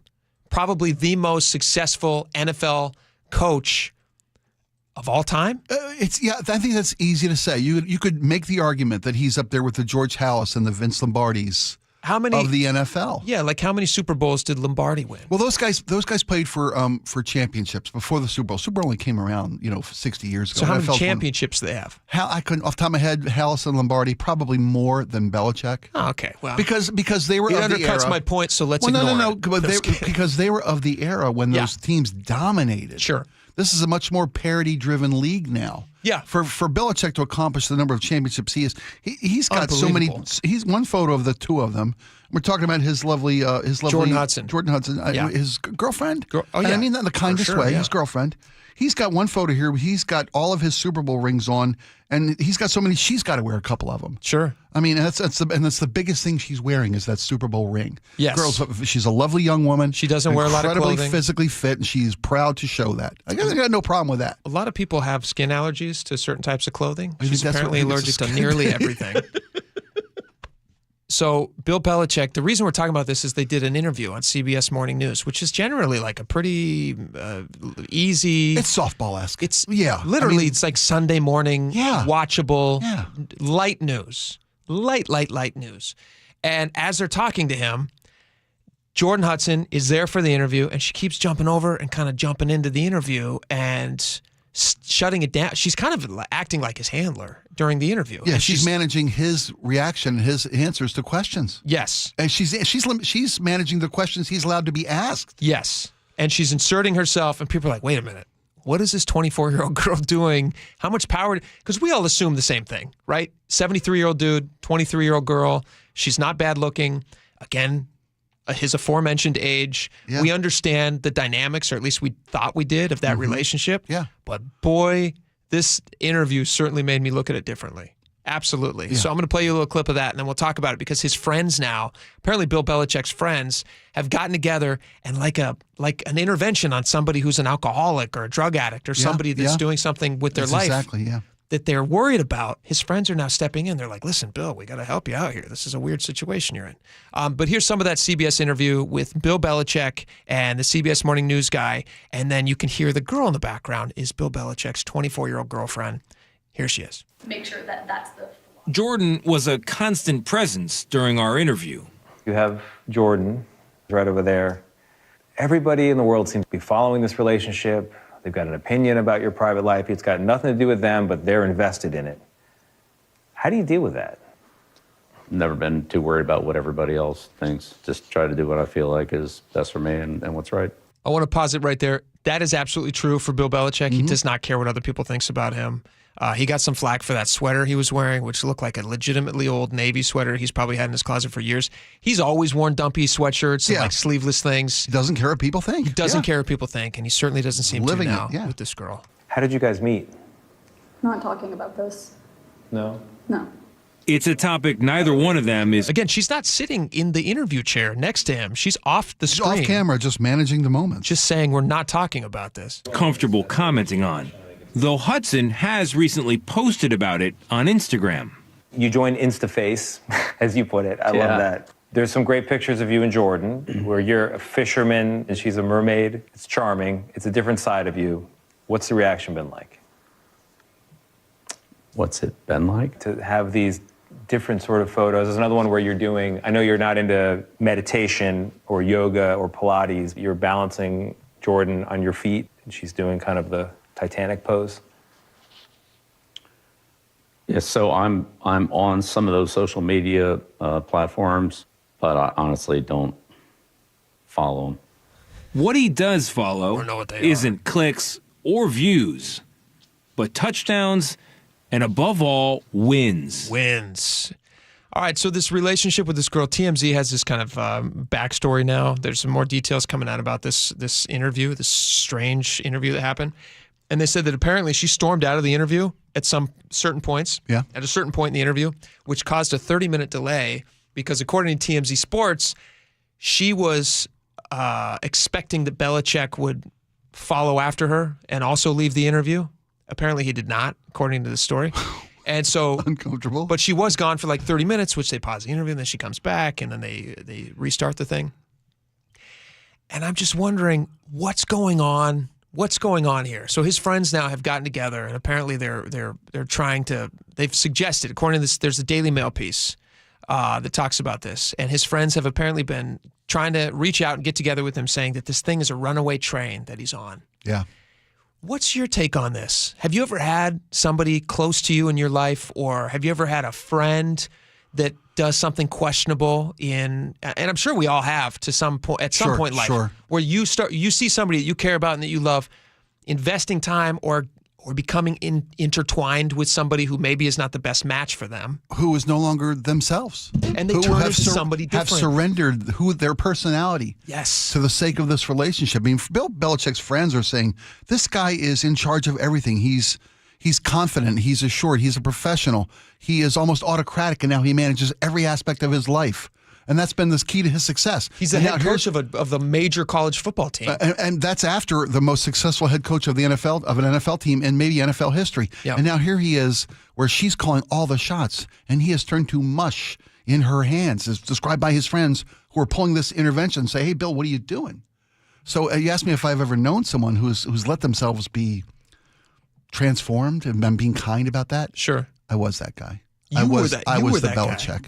I was the Belichick, and it was about love. I fell for this girl, and it wasn't she wasn't 48 years my junior. No, that'd be weird. But she was she was considerably younger than me. I was in my late 20s. You in your late 20s? Yeah. So was she a late teenager? She was legal according to the ID she brought to the bar. Okay, I'll say that. So sure. yeah, she was in her late teens. Yeah. And this is when you were young. Yes, when I was young. You're in Baltimore. Yeah, you're in Balmer. Yeah, Balmer. And I became a completely different person. I mean, I was not the guy all my friends knew and loved and respected, and was accomplished, and I'd done some things. I was able to do some. I was able to get How did you get out of that? Did somebody in your life reach out to you and say, "Hey, Spike, we have noticed that you're acting like you're an 18-year-old. What are you doing? Like What are you doing in a salmon-colored Izod sweatshirt with a collar popped up underneath of it? And look at me. Was that you, really? That was me. That was me for this girl. She turned you into a yuppie. Completely. Oh, geez. I mean, scrubbed. And they repeatedly told me what it would take. So or not what what are you doing? This is not you. You look like a salmon. What are you doing? Right. Yeah, this ain't you. But they did. They ended the relationship for me. How did they do that? There was without costing the friendship, because I've been in situations too where I have had people. Everyone's been in a bad relationship. It sounds like you were in a particularly bad one. I was blinded by love. Sure. Yeah. There you go. And I'm putting it. You're cleaning calling that it up. love. I'm Yeah. cleaning that up for the Exactly. streets here. Yeah. You're blinded by the same thing. That Bill's blinded Bill's by. blinded Right? by. Yeah. Yeah. There was she threw a surprise birthday party for me. At Chuck E. Cheese or No, something? at our home. I was renting a home with renting a house with a couple other guys. Sure. So she made the tragic mistake of trusting me with my friends to keep me out of the house while she got the party prepared. And now they had control of you. I think I control. And she decorated. She invited all her friends. All her family were there. My friends and family were an afterthought. And they brought me home and leaned me against the front door and rang the doorbell, to the point where when they opened the door, I fell face first into the room. Oh, and they got you plastered. Hammered. Yeah. Beyond hammered. And I just face planted on the living room floor, and they laughed as she and her brothers took me up to cleaned me up and put me to bed. And I missed the entire party. And that was the end of that relationship. They did me a great favor. So they knew if we can ruin his reputation with her family, we can. He won't let it go. But if we can just make her be the one. That's really great. That's because they loved me. It's because they loved you. That's right. So they got you blind drunk. Yep. And ruined that relationship. Ruined it. It's actually a really interesting way to do it too, because a lot of times in your mental state, you wouldn't have been able to fight against because you're so drunk. So you're like, whatever. Yeah. But if they had gotten to you when you were sober, you would have fought it because I love her, and then you're defending the relationship. I had a blood flow issue. Sure. There's no blood going in my brain. No, I get that. Yeah. For sure. Laura, what do you think's going on with this Bill Belichick and this 24-year-old girl? Do you think that he's just a sad, lonely 73-year-old man, and he's now getting attention from? We all get it. Like, he's getting attention from a young, pretty woman, but he's kind of. Do you think he's embarrassing himself? Does it seem embarrassing? He's definitely embarrassing himself. Yeah. Yeah. Is he torpedoing his legacy? Here's a guy who is the consummate professional head coach. His decision making, his judgment is everything. He's now the head coach of a major university. Came out of retirement to take this job at North Carolina, and now here he is getting led around by the nose by a 24-year-old. Yeah. Yes, thank you. Yeah, nose. Right? Absolutely. Isn't his judgment being called into question? Is his reputation and his legacy being called into question because of this relationship? Is that unfair of us to ask those questions? Well, no, it's what everybody's wondering. That's what everybody's thinking. His friends are pulling an intervention. I have had, I'm not going to say who it was, but in how many years in recent years? I'll say like in the last 7 or 8 years, I had somebody very close to my life who was making some very poor relationship decisions. Okay. And I felt like I needed to step in and have, which is an awkward conversation to have. Because you see, they seem happy. Bill seems happy. But you know, I seemed happy. But you know that they're not happy. Because if you love somebody and you know what they're actually like, you know that they're not happy. And you can see beyond this short term. Yes. You can see down the road and you be like, hey, you know what? This might seem fun for you right now and it might seem like a good idea, but just imagine trying to build a life with this person. Right. Imagine trying to have a family with this person someday. If you're taking it really seriously, that's where these things can go. Right. This is not the person you want to build that life with. And so you have to figure out how to have that conversation without offending them to such a degree that they're like, they don't want anything to do with you. Right. You risk losing them. Because you do risk losing them. Absolutely true. So this happened to me and I had to step in. So I did an intervention thing with like a couple of other people. Your friend, yeah. Yeah. And good, you brought friends. You brought backups. Well, I didn't want to be the only person they're putting the blame on. Yeah. That won't work. You're crazy, You just Jake. don't get it. Right. You don't understand You're love. jealous. Yeah. Exactly. Right. You don't understand we're in love. You just don't get it. And so you have to step in with other people, and then you got to kind of try to, just do anything you can to make an impression. Yeah. And were you able to save him? Yeah, absolutely. Oh, yeah. good. Yeah. And this person was picking low-hanging fruit, and that's okay. But you don't marry low-hanging fruit. No. And you certainly don't pick it off the ground, you eat it, Yeah, you throw it. pick it off the ground, you throw it away. Right. Yeah. You don't want anything else to do with that low-hanging fruit. No. But anyway, so Bill Belichick, I don't know what he's going to do, but it is fascinating. They also posted a picture. I think she posted this picture. They apparently met on a plane. This is what the claim is, although it is mysterious. They claim that they met on a plane. They were seated next to each other. I assume he's flying first class. Well, you're Bill Belichick. You're not pecking coach. You're not in the center seat next to the restroom. Yeah, which means I guess she's flying first class too at 20 years old. Yeah. So they meet on a plane. She's talking 21, to him. 21. Okay. She's talking to him about her philosophy because she's a college student at this point. Talking to him about philosophy or something. So or a logic course she was taking. So then he writes in her book that she's describing to him. He writes, "Thanks for giving me a course on logic. Safe travels, Belichick." And then he lists all the years that he has NFL championships. That's like part of his signature, I guess. Oh, wow. Oh, I guess he signed so many footballs and helmets over the years. That's just how he writes his name now. I guess. Although it seems like, given how they ended up connecting, that seems like kind of a... He's throwing some bait out there. He was chumming the water. Like, hey, look at me. Yeah.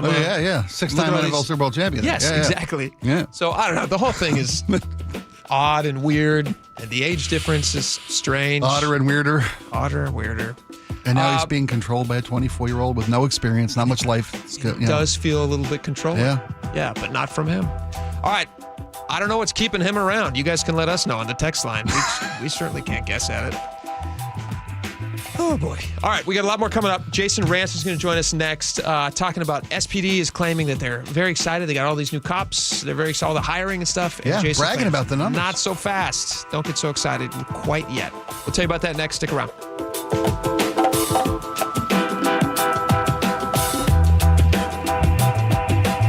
This hour is brought to you by Insulation Northwest. The John Curley Show, weekdays 3 to 7. The guy that was a hitman for the Gambino. He's part of the Gambino family, yeah. And now he's a motivational speaker. He's in this, talking to a bunch of, grade school kids. They're like, listen, you guys gonna be okay. Just don't be snitches. They get stitches. John Curley, weekdays 3 to 7 on KIRO Newsradio 97.3 FM. Watch the John Curley Show live on YouTube. Well, this week's First Mark Challenge victory goes to Norm. Norm, why did you call First Mark Insurance? Spending too much money on insurance, and it just kept on going up higher and higher and higher. And this last time I did the First Mark Challenge. So they were able to save you some money, Norm? Oh, yeah, at least $2,000 a year.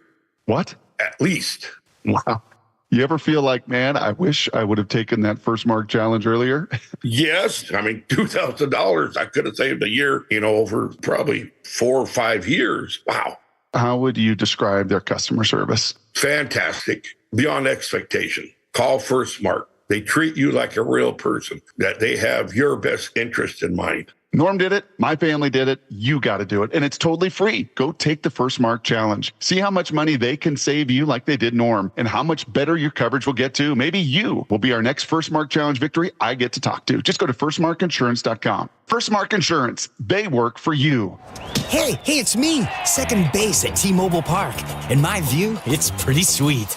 I can see the big dumper flashing his platinum glove, firing a perfect throw right at me. Here comes the tag. Oh, got him. Another strike him out, throw him out for Cal Raleigh. Then there's Julio, stomping on me on his way to a stand-up triple. That dude is unreal. Swinging a line drive, Julio round to third with a 2-out, 3-run triple. And JP, smooth as silk, snaring line drives out of thin air. And he takes a hit away. Come check it out for yourself. There's nothing like being this close to the action. Although I'm still waiting to get invited to the wind dance. A base can dream. Mariners baseball. Trident's up. The Mariners homestand continues this week with 2 value games against the Angels. Go to mariners.com/value to snag $10 tickets for tonight's game at 6:40 and tomorrow's at 1:10. Plus, check out the complete value game schedule, including all 3 Randy Arozarena bobblehead giveaway games, May 27th through 29th. Mike Salk here, and you've probably heard me mention that Crawl Pros has a full-service pest control division called Pest Pros, and they can prevent bug and rodent infestations from reoccurring at your house. You probably also know that it's especially important to keep a close eye on any signs of pest intrusion in your home during the spring. Why? Well, let's start with rodents. They're at the peak of their reproductive season, so if just one makes its way into your house, it could quickly turn into hundreds, and then you've got damage to insulation, wiring, even structural features, not to mention they're disgusting and carry disease. You may also see an increase in bugs, especially ants this time of year, as they're just looking for food. But if you got kids, you know they leave food everywhere, so this can become an even bigger issue. If you have any reason to think you've got a pest problem, you want to take care of it quickly before you have a much larger problem on your hands. So call Pest Pros. They'll come in, do a free corner-to-corner inspection, just like they did at my house, and fix the problem. If you're worried that any type of critter is making a home of your home, call Pest Pros or visit gopestpros.com. Was drafted in 1999 by the Philadelphia 76ers, and that was just absolutely a dream come true. Todd's playing in the NBA is unique. His battle with neuropathy is not. I first started noticing problems a couple years into my NBA career, and I felt like my sock was just balled up right in the arch of my foot, and there'd be areas of burning and tingling, and then there'd be other areas of deadness where there would be no response to touch. We tried everything possible, from surgery to different drugs, to try and take care of some of the symptoms. I'm Dr. Mark Shelley, a chiropractic physician and board-certified functional neurologist at Sound Pain Solutions. Our neuropathy treatments can rehabilitate damaged nerves. We use FDA-cleared, non-surgical, non-drug, pain-free procedures that have helped thousands of neuropathy sufferers find relief. Now I'm able to spend more time doing the things that I enjoy, being on my feet. If you experience numbness, shooting, or burning pains, or loss of balance, call us. Sound Pain Solutions, 855-996-0025, or click soundpainsolutions.com. Hey, it's Jason Rance. I'm here with our local tax expert and advocate, Greg Nunn of None Better Tax Resolution. Greg, people often think about the financial obligations when they owe money to the IRS, and it's crushing them, but it's also crushing their spirit. You know, it does. And folks, look, I know when you are in a place where you're owing money or you know you haven't filed, it starts building that emotional pressure on you. And I imagine for a lot of folks, the fear of getting called at work or having other people find out about what they owe is just adding to the stress. Everything, I think, adds to the stress. And I just want everyone to know, too, that we're non-judgmental. And the most difficult thing you might have is picking up that phone and calling for someone to help you. If you're having trouble with the IRS, you have to call Greg Nunn of None Better Tax Resolution. From stress to success with IRS Solutions. 425-947-1967 or Google NUNN. None Better Tax Resolution. KIRO Newsradio 97.3 FM, Northwest News. Now, the latest from KIRO Newsradio and mynorthwest.com. Good afternoon. I'm Aaron Granillo. A hostile and political act. That's how the White House describes a report that Amazon was going to display tariff-related price hikes on products. Why didn't Amazon do this when the Biden administration hiked inflation to the highest level in 40 years? That's White House Press Secretary Caroline Leavitt. Amazon disputes the report by Punchbowl News. President Trump tells reporters he called the company's founder after the news surfaced. Jeff Bezos was very nice. He was terrific. He solved the problem very quickly. And he did the right thing, and he's a good guy. Amazon says the plan was never approved and would not happen. As President Trump marks 100 days in office, voters from both sides of the aisle are weighing in on his second term. This man from Nevada is a staunch supporter. I think he's better prepared this time than he was the first time, and I could see that in some of the choices. Now, this voter in Florida sees it differently. He has done more to ruin the reputation of the U.S. in 100 days than has been the last 100 years. President is marking his first 100 days with a rally tonight in Michigan, a state that is home to major automakers. The White House today announced plans to ease some tariffs on imported cars and parts. Now, the closing bell reports a Seattle classic is sticking around after all. The Virginia Inn near Pike Place Market says it's received a reprieve on its eviction notice. The 120-year-old Seattle staple was set to close at the end of the month. No specific details yet on that plan to keep it open. Stocks climbed today as the president's Commerce Secretary hints at a new trade deal. Howard Lutnick made the remarks on CNBC. I have a deal. Done. But I need to wait for their prime minister and their parliament to give its approval. He declined to name the country, but if approved, it would be the first trade deal by the current administration. And again, markets reacted positively to that news. The Dow gained 300 points at the close, NASDAQ ahead by 95. S&P 500 gained 32 points.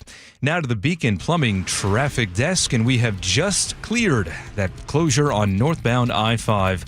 All lanes back open in South Tacoma. They were shut down at 84th Street since 5 this morning following a fatal crash involving a semi. Still got a long backup. Starts near Murray Road. It's about a 5-mile backup. Olympia to Tacoma, still 50 minutes, but southbound I-5 is all clear. Rest of the map in good shape. About a 30-minute drive from Linwood to Seattle. All clear up into Everett from Seattle or Bellevue.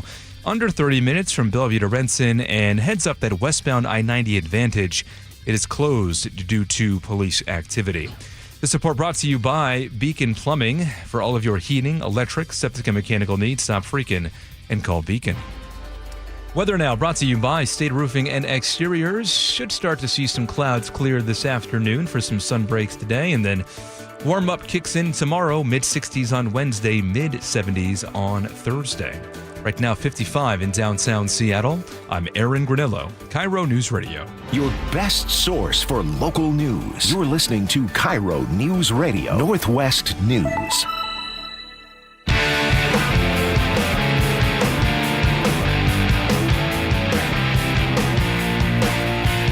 Welcome back to the show. Thank you guys so much for hanging out with us. If you want to get a text in for our live segment at the end of the show where we read the very best of the text messages, or you can hit us up on the Jake and Spike Show live YouTube page. We also take some comments from there as well.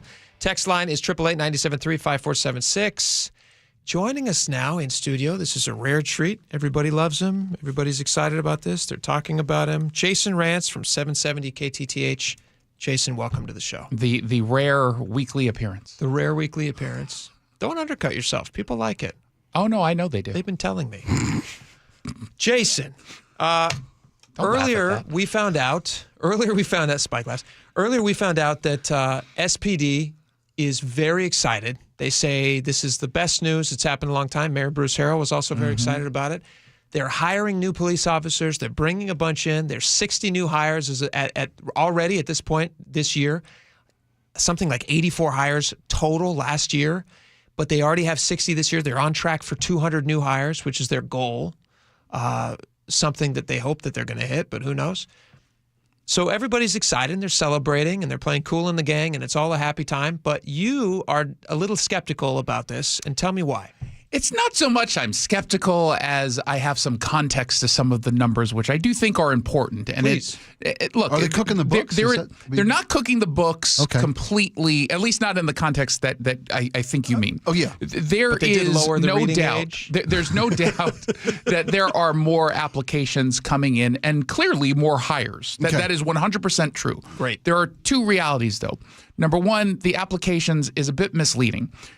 The Seattle Police Department, like other law enforcement agencies across Washington, are a part of a police recruitment service that allows you to shotgun your applications to multiple agencies across the state. Okay. And it's not to say they're not applying to be with Seattle PD. No, they clearly are. They've applied to 12 different exactly. agencies. Okay, so it's kind of like that when we were in college, there was the common application. You only had to do it once and you send it out a bunch more. Yeah. That's kind of what we're dealing with here. So their recruitment numbers could also be claimed by like people in Phoenix. Yeah, Bellevue PD could be saying, hey, look at our increase, or Snohomish County Sheriff's Office.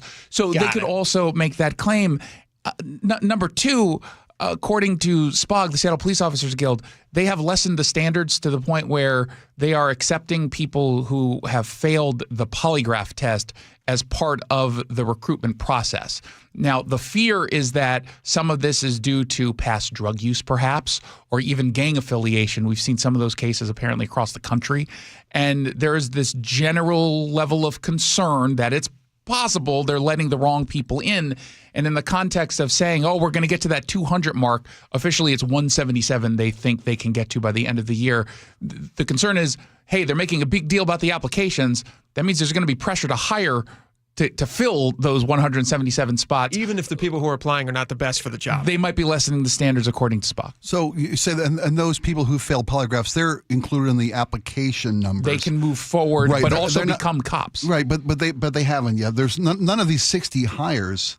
Are there any indication that any of them failed a polygraph test? I do not know that. Because that's kind of the standard. I mean, anybody can apply. Well, no. And people move forward is what I'm saying. That's a big It is, but if someone failed a polygraph test, because right now the 160 different recruits are going through the background stage of the process, checking your backgrounds.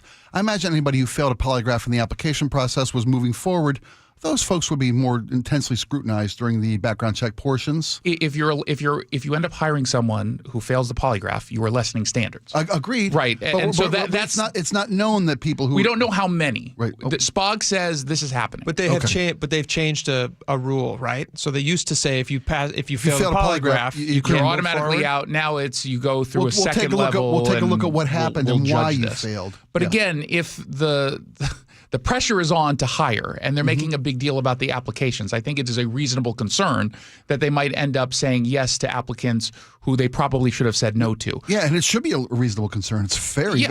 And, I couldn't help but remember my conversation with Susanna Johnson, the Snohomish County Sheriff, who just a few months ago told me they're clearly getting a different level of candidate to apply for positions, and they do make it through their screening, and then they realize that they have to use force as an officer sometimes, and they're not willing to do that.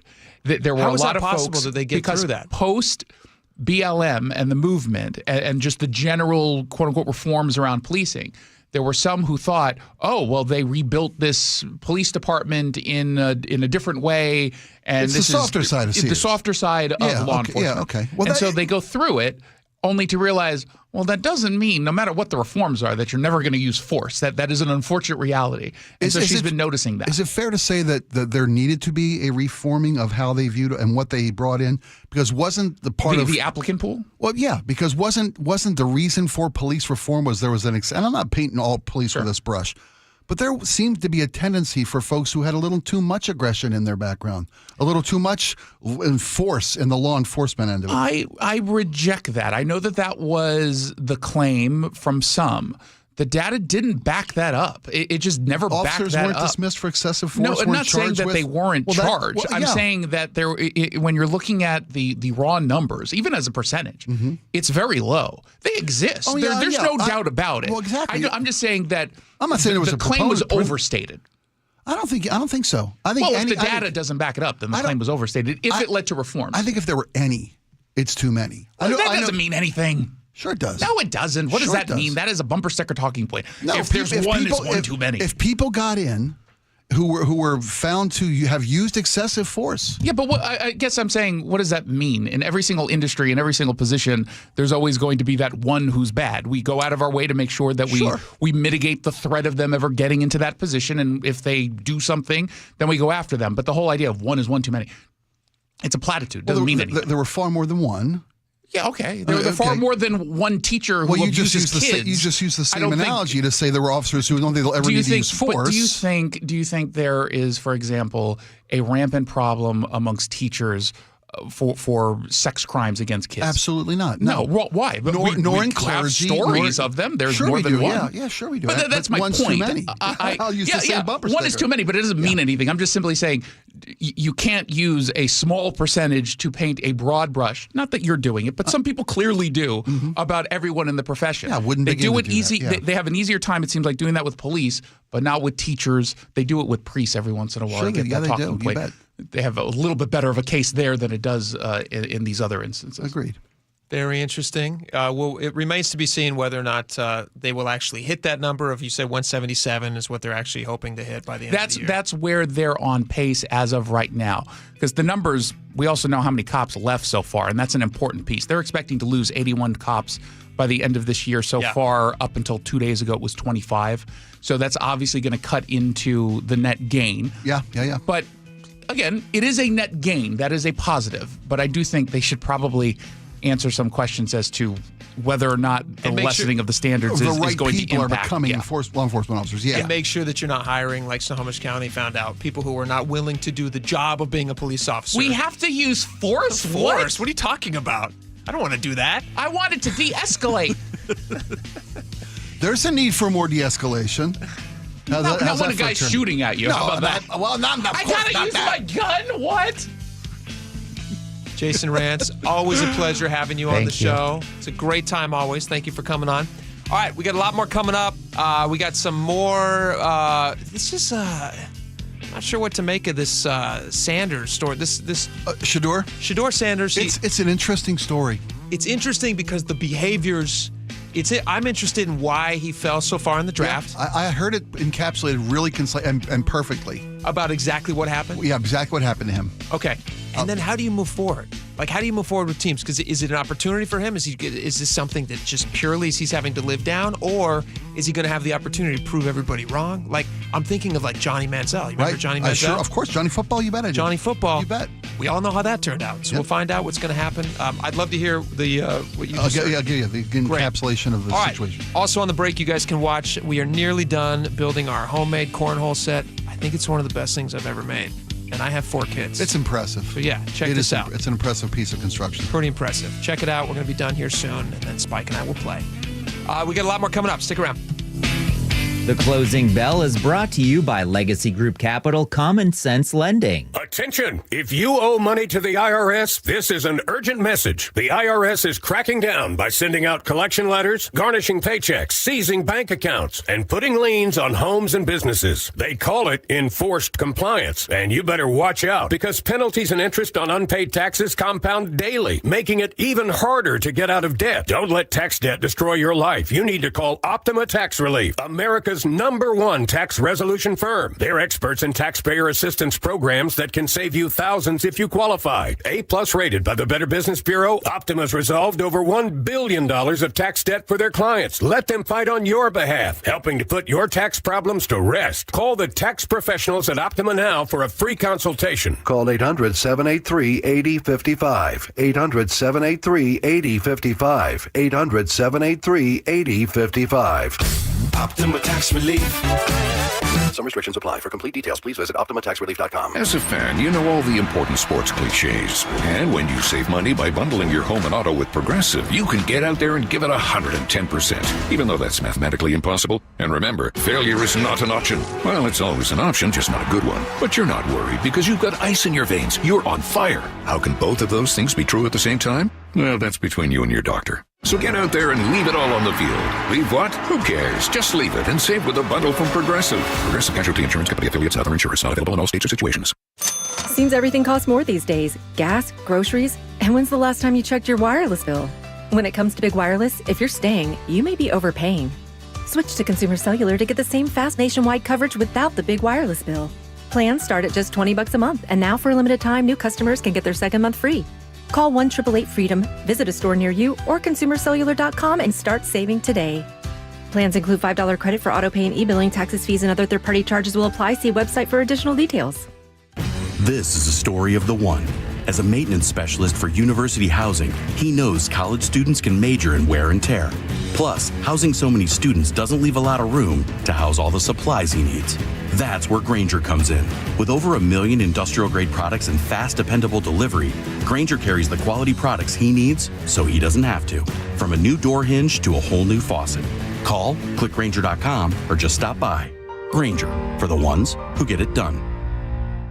This is Secret Clinical dominating extra stinky stress sweat. And this is regular deodorant. Secret Clinical in a heat wave. Oh, what a beautiful day. This is regular deodorant. Ugh, I can't. Secret Clinical with workout sweat. Let's run another marathon. And regular deodorant. How much more? Secret is the GOAT. Because nothing fights sweat better. Stay fresher under pressure. I've always been an athletic guy, but after turning 40, I noticed I was slowing down. I booked a free testosterone check with Revive Health and learned that low T doesn't just impact my performance in the bedroom. I've been following a custom treatment plan ever since, and today I'm feeling stronger and more confident than ever. If you're ready to book your free T-check, text BOOST to 65555 or visit ReviveMensHealth.com to schedule your appointment. Message and data rates may apply. Message frequency varies. Text help for help. Text stop to cancel. See privacy policy at ReviveMensHealth.com/privacy policy. For info on how opt-in info will be used and terms and conditions at ReviveMensHealth.com/terms of use for terms of short code service. For many years now, Heritage Homecraft has been making stunning kitchens for the folks at Puget Sound. Hi, Chad Cicchini, owner of Heritage Homecraft. When we resurface your existing cabinet boxes, install custom-built cabinet doors, and tailored quartz countertops, it'll transform any old, outdated kitchen into the showpiece of your home as it ought to be. All done in about a week without the mess, hassle, time, and expense of a complete tear-out. Not a national chain, your new kitchen is designed, created, and installed by a team of dedicated craftspeople who live and work here in the Pacific Northwest. Have one of our professional representatives out for a free in-home consultation. We'll bring the showroom to you and leave you with an exact quote for your new kitchen. I promise you'll be amazed by the quality and transformation. Just ask any one of our thousands of satisfied customers. If you call today, there's still time to have your new kitchen installed before summer. Call today, 425-485-1600, 425-485-1600, or heritagehomecraft.com. You know that cartoon of the three-eyed fish swimming in polluted water next to a nuclear power plant? Yeah, classic. I used to think that was real, but I just learned that nuclear energy waste isn't some glowing green goo. It's actually used fuel rods from nuclear reactors that made electricity. Wait, so no barrels of leaking sludge? No, solid used fuel rods are safely stored at all the nuclear power plants in the U.S., including the one in Richland. So the cartoon fish isn't real? Not even close. Learn the facts about nuclear energy and used fuel at energy-northwest.com.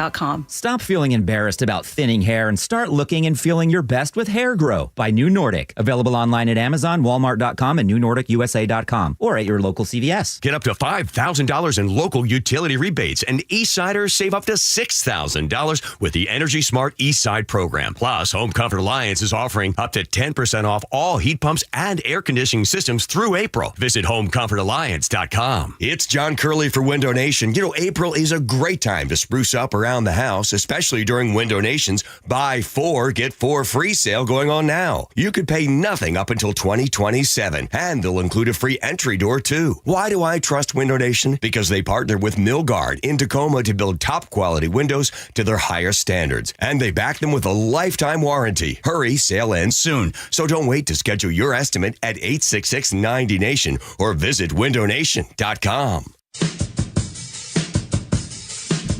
Welcome back to the show. Our off-the-air cornholes in-office game set is almost finished. Spike and I are very excited. We'll be playing shortly. Speaking of fun and games, Shedeur Sanders, he was a potential high draft pick. People were talking about him, and he built a really big, showy draft day room. Did you see this at his house? Oh, yeah. And it was like, it was a staged, it was almost like a TV set. It's like a TV set. Yeah, and it had words of encouragement and legendary. Legendary. Must be his superior, catchphrase. Maybe. But it was staged like a video shoot. It had potted plants and rented furniture. And there was and watching him on draft day became like a live streaming event, and millions of people it's like the tuned in to watch Eagles him. and their babies. Yeah, they're watching something. So here's this guy who was, by all accounts, projected to be maybe a top first-round pick. Not the top pick, obviously, the first-round pick. He's got incredible skills. He's got great skills. But he also is... Deion Sanders' son. Obviously, he's like his dad was a phenomenal player. But I've seen tons of analysis. This story has been everywhere in the sports world, the sports media world, I should say. And I saw somebody put it so concisely because it's a circus. He's turned his draft status and his college career and his potential pro career into a circus. And most NFL owners don't want the circus to come to town. No, they don't. They want a guy who they want the franchise to be front and center. Right. And there's a mechanism, and it's so hard to win a championship, but everything has to go right. One of the things about Colin Kaepernick when he was kind of blackballed from the NFL, it wasn't his skill set had a fraction of what to do with it. But a lot of it was the media circus that came with him. Sure. If you bring him into your quarterback room and all of a sudden the questions are about his protests and about kneeling and all these things, and it's hard enough to win a championship without the distractions. Sure. So here's Shador, who wasn't going to be a first-round pick, so he's not going to be a starter on your team. He's going to be a quarterback room kind of guy. And here's his dad, who's going to become part of the equation, and the circus that comes with it, and all the media attention and the extracurriculars. And is Deion going to badmouth the coach or the GM or the ownership if they're not giving son playing time? Right, and you know that's going to happen. But the real factor was Deion Sanders goes on in several interviews on major network television shows and sportscasts and whatnots, and says there are certain cities I will not let him play for. Really? Yes, and he said that numerous times in numerous settings. So if you're a potential NFL owner, who is this guy to tell?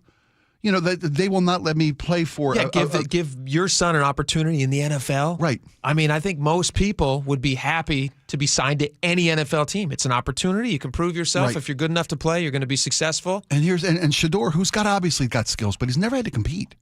I mean, when he was in high school, they built a school for him. Deion got the money together and they built a school that he played at. Excuse me? They built a high school. They created a high school team. And he was a starting quarterback. Are you serious? I swear. And then he went to Jackson State. And Deion became the coach so he could start at Jackson State. Then he moved on to Buffalo. Deion became the coach so he could be the coach. I'm not saying he wouldn't have won the job. In Colorado. But he never had to compete for a job. And here's a kid that's supposed to go and become a good teammate. And now if he's not the star. And there's nothing more competitive than the NFL. Oh, as a quarterback, there's nothing more. So if a team's going to make a big investment in you, they want to know. And it's such a it's a crapshoot. You never know who's going to be successful. I mean, like all those famous stories of guys who were drafted late who end up being great. Tom Brady was like a 6th-round pick? Yeah, something like a 187th pick? Yeah, so he's in the same boat. So Sanders now has an opportunity. All the standards have been lower. I mean, this is on the grand scheme of things, and I'm kind of a little Pollyannish. I always look at the world, little glass half full. Good for you, yeah. And so I'm thinking now, they may have done him a great favor. Because if he had been drafted high in the first round or even in the first round, like it was projected he could. Because I remember watching on X and being like, he just dropped out of the first round. Now it's the second round. I got an update. It was like, he's not even in the third round. Everyone's like, whoa, when is this guy going to go? And then they started somebody prank called him. What happened? I heard something about this. So he gets a prank call. Actually, we have audio of this. He gets a prank call from somebody who claims that they're with the Saints organization saying that we're going to choose you next. Say it one more time for me. This is Mickey Loomis here, GM of the Saints. How you doing? Good, how are you, man? Good, been waiting on you. Yeah, we have. It's been a long wait, man. No, for sure. We're going to take you with our next pick right here, man. Yeah. Yes, sir, let's be legendary. But you're going to have to wait a little bit longer, man. Okay. Sorry about that. So that's a strange way to end the call. That was a prank call. It was actually the son of a coach, an assistant coach's son from a different team. Okay. You don't want to name him? I don't want to name him. Okay. Who had the phone number on an iPad that he found at his parents' house and decided to be funny and prank call him. His coach's son called him on draft day and said, "You're next." Yeah. Oh, what a monster! Crazy. Well, I'll tell you, it was the Atlanta Falcons. Oh. Yeah. Their defensive coordinator, his 21-year-old son, got the number, called him. Anyway, he's got a great opportunity now. He does. Now he can prove put himself. His head down and go to work. Prove that you're not the person that everybody thought you were. Amen. And be successful in the NFL. Good for him. All right, we got a lot more coming up. Stick around.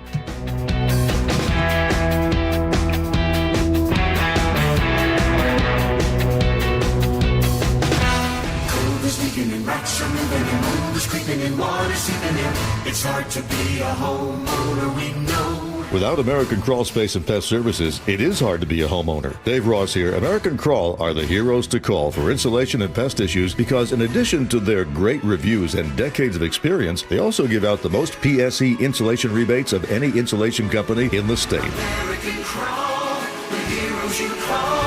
Get your free inspection at AmericanCrawl.com. Is your roof ready for more spring showers? If your roof springs a leak, Valentine Roofing has you covered with our Leak Stop Guarantee. We'll stop a leak in your old roof for free until the new one is safely installed by our best-in-class craftsmen. But don't wait for a roofing emergency. Schedule your free estimate now before you have the headache of dealing with a leak. With our spring priority scheduling, we can get your roof replacement started within just 3 weeks. For all your roofing needs, call Valentine Roofing at 206 Roofing today to schedule your free estimate. Saving for retirement was tough enough for us. Yes, and navigating markets can be challenging at times. I understand. That's why at Fisher Investments, we take a disciplined approach with your investments. Tell us more about that. We take an active approach to money management, positioning your portfolio for opportunities we see ahead. So all your clients get the same portfolio? No, we tailor your portfolio to your individual goals and needs. What about communication? We don't like being left in the dark. We check in regularly to keep you informed on the markets and your portfolio. Which means you'll help us stay on track. Yes, our goal is your comfortable retirement. And as a fiduciary, we always put your interests first, because we do better when you do better. At Fisher Investments, we're clearly different. Learn more at FisherInvestments.com. Investing in securities involves the risk of loss. Hey, it's Jason Rance. I'm here with our local tax expert and advocate, Greg Nunn of None Better Tax Resolution. When you're dealing with business owners and the idea that they owe money to the IRS and they feel like they might be letting their staff down and it just spirals out of control. One thing I see with businesses, it's really tough because they have employees and maybe they're having a difficult time with the cash flow of the business. Then unfortunately, what a business often does is they quit making their payroll tax deposits, which is really about the worst thing you could be doing. I mean, it's a telltale sign if you're doing that. Hey, get someone that can help you kind of look at your business and see if things can be changed so that you can operate your business better and make those payroll tax deposits. Because let me tell you this, the IRS is on those right away. If you're having trouble with the IRS, you have to call Greg Nunn of None Better Tax Resolution. From stress to success with IRS Solutions. 425-947-1967 or Google NUNN, None Better Tax Resolution. Stay informed and entertained with Jake Skorheim and Spike O'Neill. A lot of the audience can relate to and agree with both of our differing points of view. Or they might think you're nuts, and that's fine too. Jake and Spike, weekdays noon to 3 on KIRO Newsradio. Start having fun. Caesar Sportsbook at Muckleshoot Casino Resort is your #1 place to eat, drink, watch, and have fun. Keep up with your favorite sports anywhere and everywhere on property with the mobile app. Visit MuckleshootCasino.com today. Scan the QR code and let the play begin. Muckleshoot. Your best source for local news. KIRO Newsradio, KIRO FM and HD1, Tacoma, Seattle, Northwest News. This is CBS News on the Hour, sponsored by Progressive Insurance. I'm Cammie McCormick. President Trump is marking 100 days of his second administration by focusing on the economy, traveling to Michigan, and softening some tariffs on U.S. automakers. We just wanted to help them during this little transition, short term. Treasury Secretary Scott Bessent said today tariff talks are still underway with some countries. Well, we're not going to talk about who's talking to whom, but I think that, over time we will see that the Chinese tariffs are unsustainable for China. I've seen some very large numbers over the past few days that show if these numbers stay on, Chinese could lose 10 million jobs very quickly. Americans are worried about jobs as well. Among other things, Jason Brooks has the latest on consumer sentiment. The conference board says its confidence index declined for the 5th consecutive month in April, dropping nearly 8 points from the previous month to a reading of 86, the weakest reading since the COVID outbreak in 2020, with tariffs mentioned as the biggest concern. Businesses are also worried. Store shelves are emptying and cargo shipments have plummeted. That's raising concerns about holiday shopping months from now. Analyst Bert Flickinger. For the November-December holidays, the retailers really need to get their orders in by the end of April this week, and ideally no later than mid-May, because last, best, and final for placing orders is some experts are saying it's June or July. And some experts are saying it might be wise to shop for holiday decorations now. The Trump administration's warning again it could bow out of the diplomacy to end the war in Ukraine. At the State Department, spokeswoman Tammy Bruce. We are now at a time where concrete proposals need to be delivered by the two parties on how to end this conflict. How we proceed from here is a decision that belongs now to the president. If there is not progress, we will step back as mediators in this process. Russia has continued its strikes on Ukraine. With measles cases growing, Alexander Tin reports there's a new warning from health officials. The CDC has updated its guidance for doctors treating measles cases with a new warning that use of vitamin A does not prevent measles. It is also stepping up its caution against overuse of vitamin A. While the vitamin can support the recovery of children infected by the highly contagious virus, the agency also warns it can lead to toxicity when administered in high amounts. On Wall Street, the Dow Jones Industrials finished the day up 300 points. This is CBS News.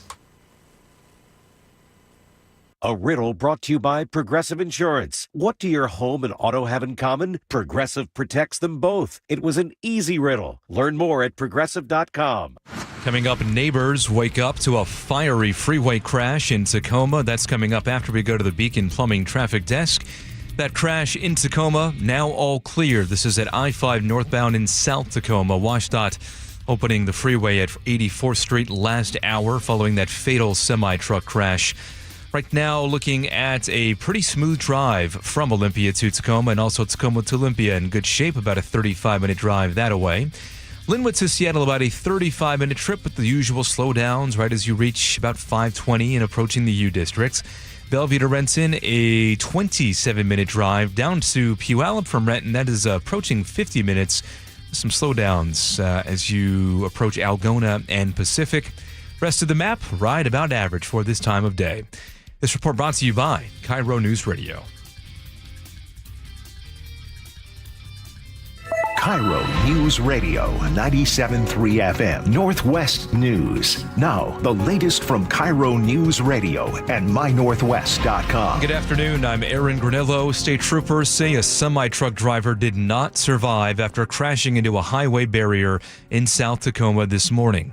This woman tells KIRO 7 TV she heard that crash from her home near 84th Street and I-5. It was like 5 big booms, and it was making a super loud screech marks, super loud. Truck went up in flames. It took crews more than 8 hours to investigate and clean up the charred pieces of that semi. Gun violence is down in King County. This is according to King County Prosecuting Attorney Lisa Mannion.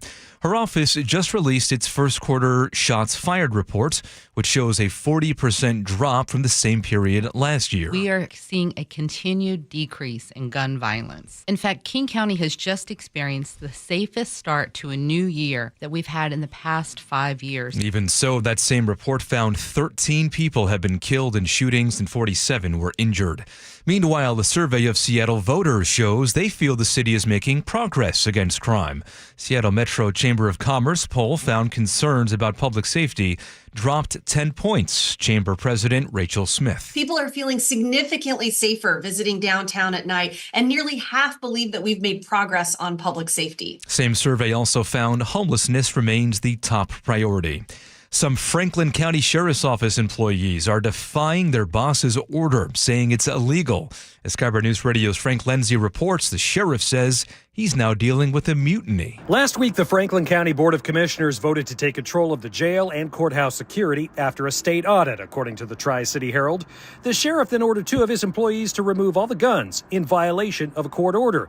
In an email to the attorney for the unions that represents the Franklin County Sheriff's command staff and deputies, we seem to have experienced a mutiny while attempting to recover the firearms that are owned, registered, and controlled by the Franklin County Sheriff's Office from a jail facility that is not authorized to store or carry firearms. Frank Lindsay, KIRO News Radio. Weather now brought to you by State Roofing and Exteriors. Cloudy right now, but most of the rain has come and gone. It was light stuff this morning. Come tomorrow, warming up, mid-60s, mid-70s on Thursday and mostly sunny. Right now, 55 in downtown Seattle. I'm Aaron Granillo, KIRO News Radio. Your best source for local news, serving Western Washington and the world with a KIRO Newsradio app. Always streaming live on your smart speakers. You're listening to KIRO News Radio, Northwest News. It's the all-new Jake and Spike Show on KIRO News Radio. Welcome back to the show. Thank you all so much for hanging out with us. A lot of stuff to get to. We're having a lot of fun. We're almost, Spike, we're so close. We're so close on our cornhole, our homemade cornhole game, which I have to say is pretty phenomenal. That's impressive work you're doing there, my friend. It's impressive work. It is. Yes. You guys check it out on the live YouTube page and comment, send us a chat. And do us a favor, if you would. Don't just share your thoughts with us. Give us a moment or two, because Jake's got some creative elements going into this that I want to make sure that come to fruition before you pass judgment. They will blow your mind. Yeah. You won't believe this cornhole. Wait for the final product. Yeah, absolutely. Also, we're working on a pickleball game for you and me. Yeah, we are. And some angry listeners. Uppity, I'll say. Oh, angry's better. Yeah. I Either want to pass one. judgment. Either one, we're going to take them down. Absolutely, take their fat butts down. That's what they called themselves. They said they're heavy and they can eat your lunch. Yeah. And we're happy to play them. All right, a lot of stuff to get to. This is a wild story. I'd be interested if you guys have ever had an experience like this. And I cannot for the life of me understand how in modern times a restaurant could find themselves in this situation. I can only guess that this is an owner of a. So here's what happened. There's in Chicago.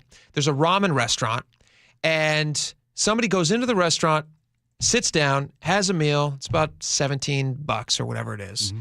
And they decide that they don't have enough money, or they've just decided because of the service. We don't know what the circumstances were, but they did not leave a tip. They paid the price of the meal and the tax, which ended up being like $19.89 or something. Exactly, yes, $19.89. 11 cents more, 11 cents less than the $20 bill he left on the table. Peels off a 20, leaves it on the table. Mm-hmm. So I guess technically there's an 11-cent tip, which is not much. That's an insult. That's not a tip. That's it is an insult. It's an insult. But maybe the service was an insult. We don't know. There you go. You don't know. And you're not tipping is not mandatory. Well, unless it is at some restaurants. It is mandatory at some restaurants.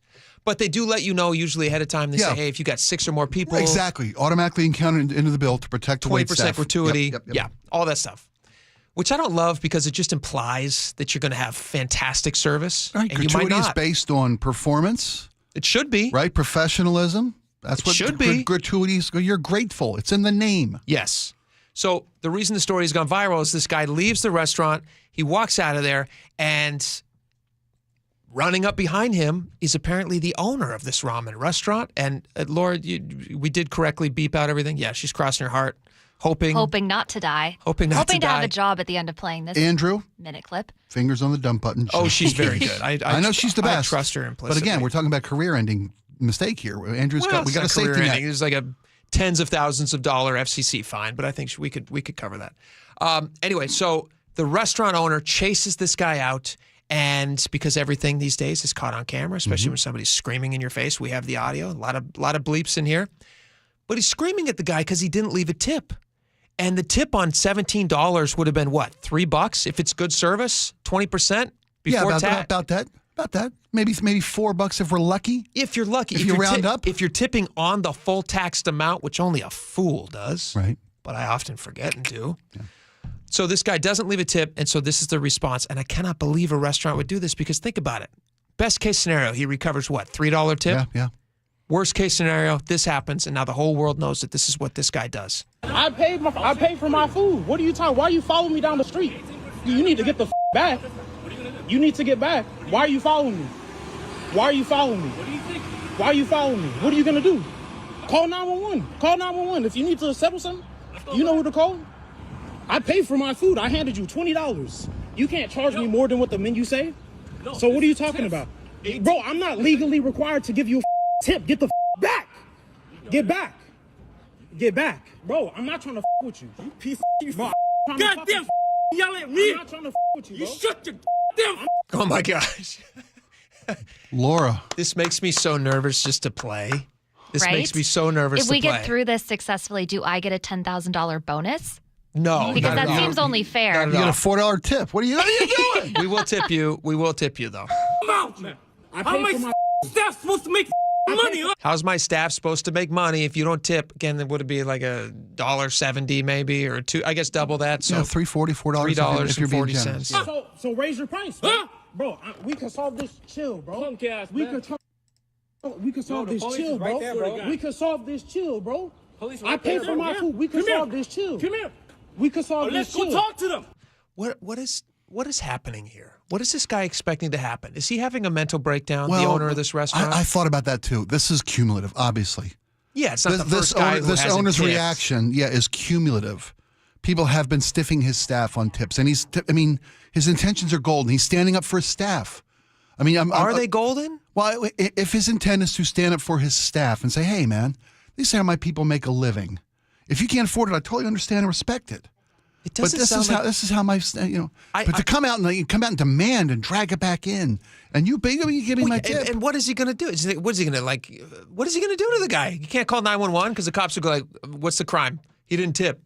Ain't a crime. This is not the pal. number to call, Right. buddy. Nope. The Better Business Bureau, maybe you could call and complain, but they're not going to be able to do anything about it because it's a customer and you're the business complaining, so that's not going to work for you. And I can only assume if you are right, which I think you are, cumulatively, people are not tipping the restaurant. That's a conversation that you have with your staff. I agree. It's not the people who are coming in, because I can't believe that every single person who comes into this ramen restaurant is just deciding that we don't tip. Yeah. Clearly, there must be something happening with the service at this restaurant. That's a fair assessment. But this guy's getting all upset. His servers are obviously upset that they're not getting tips. But look inward. Solve the problem with yourself before you try to solve it with somebody else. And now this has gone viral. Mega viral. And now nobody's going to go eat at this place because you're going to be dining. And we're not even saying the name of the restaurant because I don't want to hurt this guy. And obviously it's in Chicago, so what we say about it probably isn't going to hurt his feelings too much and probably not going to hurt his business. But this story's going around the globe. What has gone around the globe? Yeah, so it's going around the block. And we in have Illinois. absolutely, and we've talked about how a good TikTok story can turn a tiny little coffee stand into a viral success. And there's 2-hour waits because they make a bubble tea or some stupid thing. Yeah, remember the sushi with the worm? Yeah, the worm sushi. Right? Yes. That poor guy almost lost his business. Absolutely. And we don't even know if it was a worm. No. It just just might the have been. thought of it. But it kind of looked like a worm. But this guy, obviously, I don't know what he's thinking, but obviously I think he's got other things going on, is my guess. Yeah, agreed. Something else going on. This was the straw that broke the camel's back. That broke the camel's back. Yeah. Absolutely. So I hope this guy figures it out. But the ramen shop, for what it's worth, it is well reviewed, and it's known for its steamy bowls and casual vibe. I don't know if this sounds like the most casual vibe, if I had to guess. Damn, I'm out, man. How am I staff supposed to make money, huh? So raise your price, huh? I don't know if that's the casual dining that I would enjoy. But that's just me. I don't know. We'll see. I like a more relaxed, laid-back attitude. I like a relaxed, laid-back attitude. Yeah, I like to enjoy my restaurant experience. I don't like to, I'm not pushy when I go eat, but I do expect good service.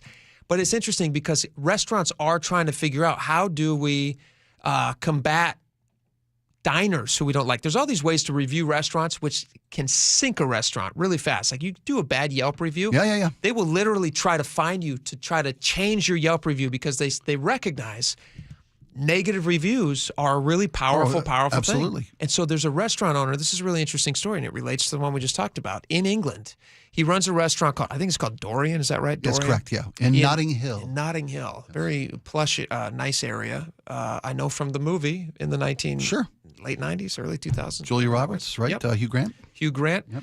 Looks like a pretty pricey area. And there's a restaurant there called Dorian Notting Hill. It's owned by a guy named Chris DeSilvia. It's apparently the favorite restaurant of David Beckham. So it'll give you some idea of their clientele. The Beckham? Becks? Yeah, Becks. Yeah. David and Victoria Becks. And he has come up with a system where he now rates customers. And he rates customers, and the rating that a customer gets will determine what type of service that they get down the road. So every So it's for internal use only. It's for internal use. It's not public shaming bad customers. He's just using it to. It's not. It's maybe not full-on blacklisting. Like if somebody calls in and says, "Hey, I want to make a reservation." I'm sorry, we're no longer. Well, I imagine if they're not highly rated on this internal list, then he's probably going to think twice about giving them I got a table next to the bathroom for you. No problem. Exactly. Yeah. So how's this going to play out? Want to view the fish tank? No problem. So listen to this. So this is in a Daily Mail story about this. They say it's not just blacklisting, although they say DeSilvia certainly does that. Okay, so it is blacklisting. It's a sophisticated behind-the-scenes system to record guests' behavior and rank them accordingly. It's a loyalty scheme that is not visible to the customers, but it does determine how that they're treated in the restaurant. He says everything gets marked. Good behaviors and not favorable behaviors get noted on the system on the booking, especially after the sitting. It's a tiered system whereby we rank how much we like the customer and the value of the customer or the destructiveness of the customer. It's just like any sales business. So if somebody comes in and is not very nice to the waitstaff. Yeah, and abusive, snarky. Also maybe doesn't buy a whole lot. Right. They sit down and they just want to order for the ambiance. They want to just order a drink. I'll have the all-you-can-eat breadsticks and salad. Nothing else for it. Some water. 100%. Nothing else from Easter. So they're going to get a little notation. Do you like this idea? Or do you hate it? I kind of like it because once the customers know this, it's high time that customers were held to account. Okay. For public behavior. Nothing will ruin my restaurant experience. Well, bad service, bad food, of course, those are always. Sure. But the environment of the restaurant, the environment of the restaurant, the other customers can really harsh the night. Yeah, you're totally right. And I feel for waitstaff who are often abused by customers. You know, a waitstaff, they're not servants, they're professionals. They're doing work for you. You know, and a good staff will make you feel like a king. You're a guest. Yeah. I don't want dancing silverware, but they work for you and they care. Throw me a happy birthday song. I'm fine with it. They care about your experience, and they're doing it. They're doing it to your point about the other story. They're doing it for tips. Yeah, and customers can be abusive. So I like some accountability of the customer. It's interesting. When we first talked about this pre-show, I hated this idea. And now that you've described it like that, because the dining experience, the repercussion of a bad service is that you don't tip that person. Right. And you might even speak to the manager and say, hey, you know what? This was just a completely bad experience. And they might figure out a way to make it right with you. Yeah. That's the way that you protect yourself from a bad restaurant experience. But you can't usually protect yourself from bad fellow diners. Right. And so if you're in a restaurant which encourages good behavior by everyone, and listen to this. And penalizes bad. So how do you get a lower ranking? Let me read you this. He says, any entitled behavior, asking to move tables, canceling a booking. In fact, they say if you can't cancel a table, you can't cancel a table in less than a week in advance. That's crazy. This is a splashy place. Yeah, this is a big restaurant. Threatening to write a bad review, asking for a freebie in exchange for a review, or even a mention on social media. Anything else which he identifies as problematic. Most behavior will get you chucked out altogether. Most bad behavior. So you'll get thrown out of the restaurant, or you might not even be able to book a table there. Wow. If you have any of these things. Yeah. So I don't know if you're asked to move tables.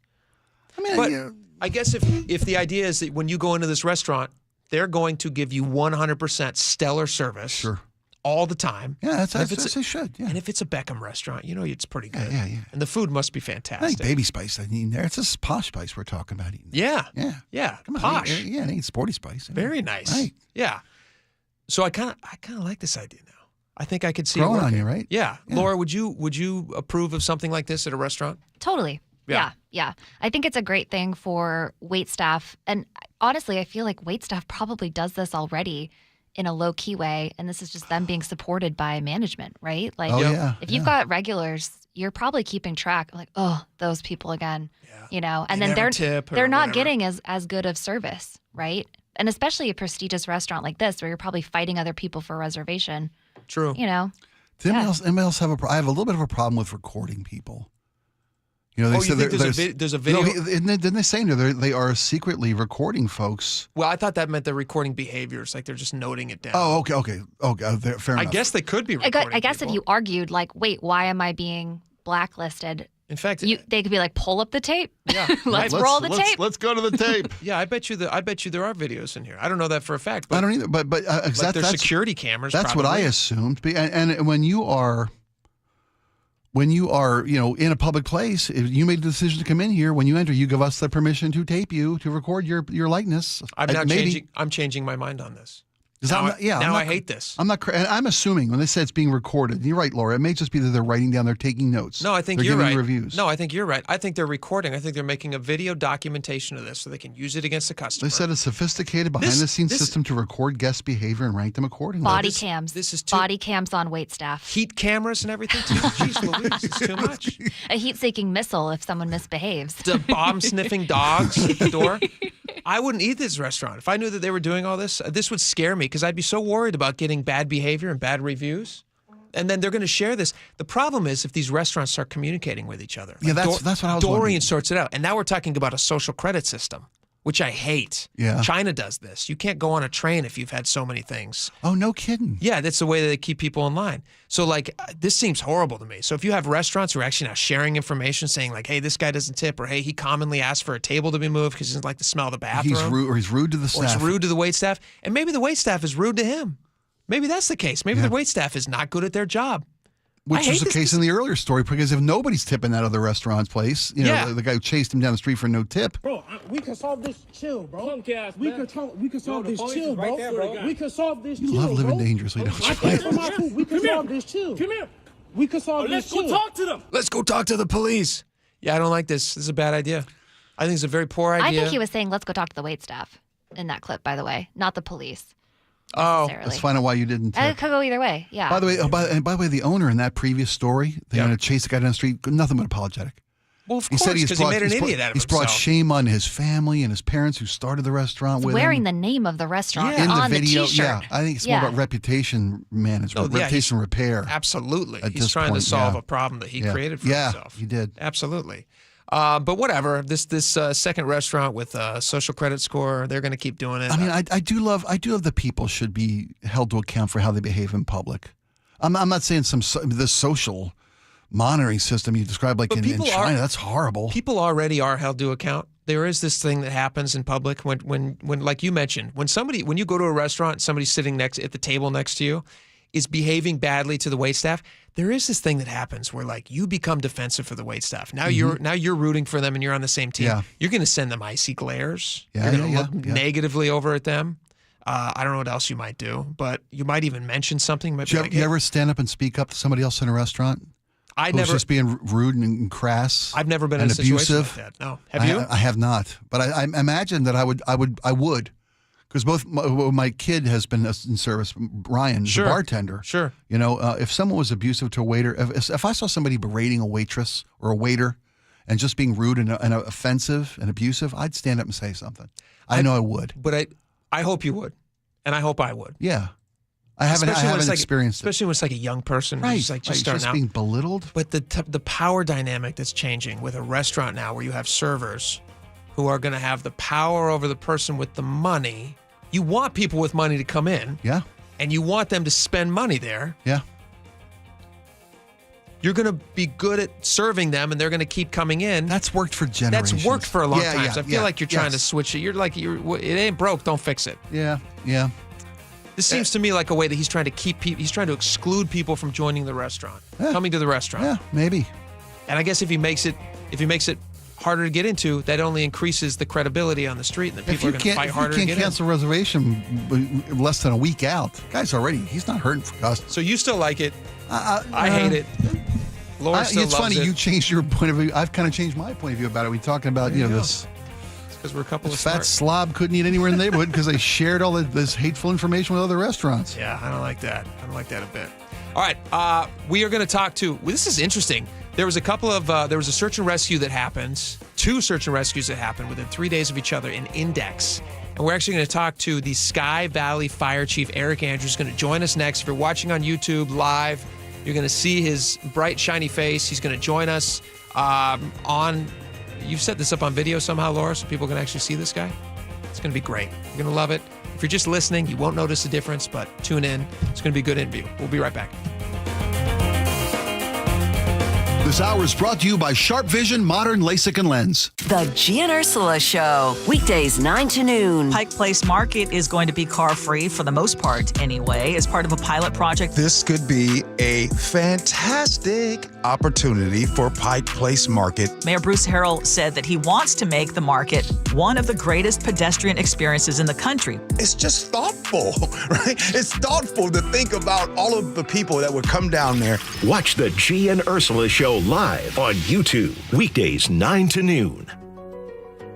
So I formed Davis Law Group about 30 years ago, and I would get, the same questions from people about what to do in the case of an accident. Do you need a lawyer? To the point where I decided that I would at least write a book which would answer the common questions that I would receive as a lawyer. Once I wrote my first book, it proved to be hugely popular. I decided to write then a series of books in different accident cases so that we could really teach people about their rights, how to protect them, and how to decide on whether they need a lawyer and what lawyer to hire. I've found in my career that having a client that is educated and knowledgeable about their particular type of case really helps the client and also usually ends up making the case or the claim more successful. To get your free copy of any of my Washington accident books, visit WashingtonAccidentBooks.com. There's a sink at the brink and a drain that's a pain. DayandNight.net. The old throne's not too well, and ooh, does it smell? DayandNight.net. Slow drains, backed up toilet, is your main drain or sewer clogged? Hi, I'm Bruce, General Manager of Day and Night Plumbing and Heating. Over the past 70 years, I think we've seen every drain clog out there. If your pipes aren't draining from a small fix to a major repair, our sewer and camera inspection will show exactly where the problem is. I promise you, our experienced technicians will find the issue, the right solution, and do it at a fair price. Give us a call or visit DayandNight.net. I guarantee whether Day and Night is your first choice or your smart second opinion, we'll work harder than anyone to earn your trust. If you have a drain that's slow or clogged, call Day and Night. Now you'll save $50 off any drain cleaning. Slow or clogged drains? You know where to go. DayandNight.net. I just learned 10% of our electricity in Washington comes from nuclear energy. I've heard it's reliable and has a small footprint, but what about the waste? It's not what you might think. No overflowing dumpsters or leaking barrels. Used fuel is safely stored in solid form after powering homes, schools, and businesses for years. All nuclear power plants in the U.S. store their used fuel responsibly to protect the environment. Where can I learn more? You can learn about nuclear energy and used fuel at energy-northwest.com. Energy Northwest, powering our clean energy future. See the new phase of premium view lots at Natchez RV Resort, and they start at just $80,000. Don't miss your opportunity to get first pick. Reserve your showing now. 800-422-6009. NatchezRVResort.com. Hi, it's John Curley. I've been a patient of Longevity Medical Clinic since 2009, and Longevity Medical Clinic has been helping people live longer, healthier lives for more than 25 years. You know what's amazing, Doctor? The feelings that you have after just a couple of months. You sleep better. Your strength and vitality, it is evident that it works. It's really a mindset, though, Dr. Mixon, because a lot of people, this is what's supposed to happen. Let us help you be stronger, faster, leaner, smarter, sexier, but most important, happier. I'm less impressed by how many years I might live, but how much I live during my years. The option is here. Nobody's going to make you go to longevity. But the opportunity is there, and all you have to do is take advantage of it. I don't know why anybody would not want to do what we do. And that's where Longevity Medical Clinic comes in. So get your free health analysis. Go to longevitymedicalclinic.com. That's longevitymedicalclinic.com. We're here with our friend Steve Teitler of Best Mortgage, the reverse mortgage expert. Steve, mortgage rates have been dropping this year. How could that help seniors struggling to stay in their homes? Lower mortgage rates means seniors can now get more money from their equity with a reverse mortgage. You can pay off your existing mortgage, have extra money to help with today's high cost of living, or believe it or not, you can even buy a home with a reverse mortgage. There are many uses, and best of all, you have no mortgage payments the rest of your life. But as you always say, a reverse mortgage is not for everyone. That's right. Avoid the high-pressure sales pitch from those out-of-state call centers. I give you a consultation, not a sales pitch. I'll tell you if a reverse mortgage is right for you, and I always tell you if it's not. Honest advice you can trust from the reverse mortgage experts. Best Mortgage, the VA loan experts and debt consolidation specialists too. 425-649-6000. Best Mortgage, 425-649-6000. Get up to $5,000 in local utility rebates, and Eastsiders save up to $6,000 with the Energy Smart Eastside program. Plus, Home Comfort Alliance is offering up to 10% off all heat pumps and air conditioning systems through April. Visit HomeComfortAlliance.com. Stop struggling to get your job post seen on other job sites. Indeed's sponsored jobs feature helps you stand out and hire fast. Start at Indeed.com/credit. KIRO News Radio 97.3 FM Northwest News. Now, the latest from KIRO News Radio and MyNorthwest.com. Good afternoon. I'm Aaron Granillo. President Trump marks his 100th day in office with the trip to Michigan, a state that is home to major automakers.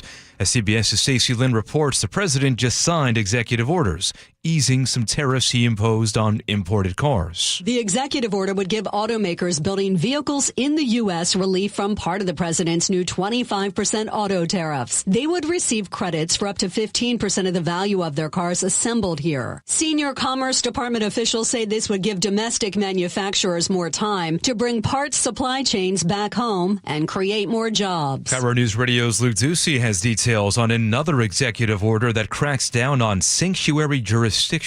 A powerful warning from Trump border czar Tom Homan. When you cross that line to impediment or knowingly harboring, concealing an illegal alien device, you will be prosecuted.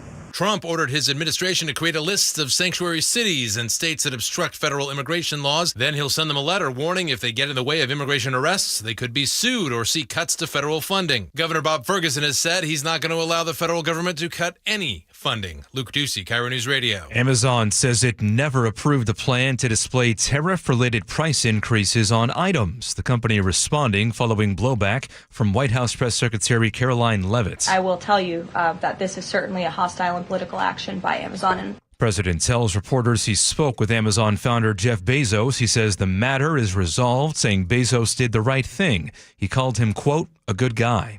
Expect some big backups between Everett and Marysville starting next month. This is due to a series of 4 closures of SR 529.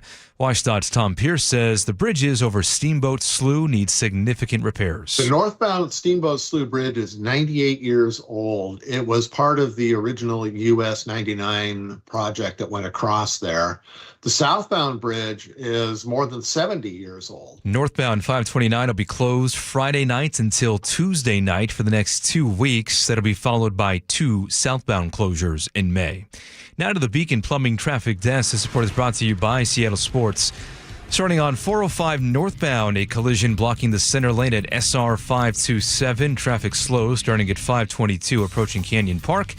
Right now, Bellevue to Linwood is about a 50-minute drive. SR 99 northbound just south of Republican Street, a disabled vehicle now blocking the right lane that is at the north end of the tunnel. Linwood to Seattle, nothing major slowing down right now, just those usual backups approaching downtown Seattle, about a 40-minute drive now. And starting to see the travel times pick up pretty much across the map, but nothing out of the norm approaching the afternoon drive. This report brought to you by Seattle Sports. Download the Seattle Sports app to stay in the know with the latest news, scores, and opinions about your favorite teams. Weather now is brought to you by State Roofing and Exteriors. Mostly cloudy right now in downtown Seattle, but starting to see the clouds break up over parts of Pierce County at this hour. Tomorrow, partly cloudy, highs in the mid-60s, sunny and 75 on Thursday. Right now, 56 in downtown Seattle. I'm Aaron Granillo, KIRO News Radio. Your best source for local news. You're listening to KIRO News Radio, Northwest News.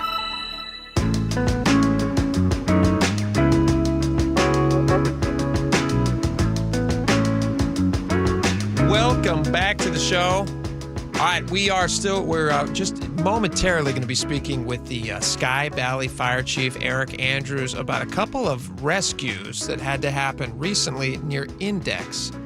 I'm always amazed at how many hikes that I've been on in life and not had to be rescued by search and rescue. It amazes me as well. Have you ever had to call authorities to be rescued in a situation like this, Spike?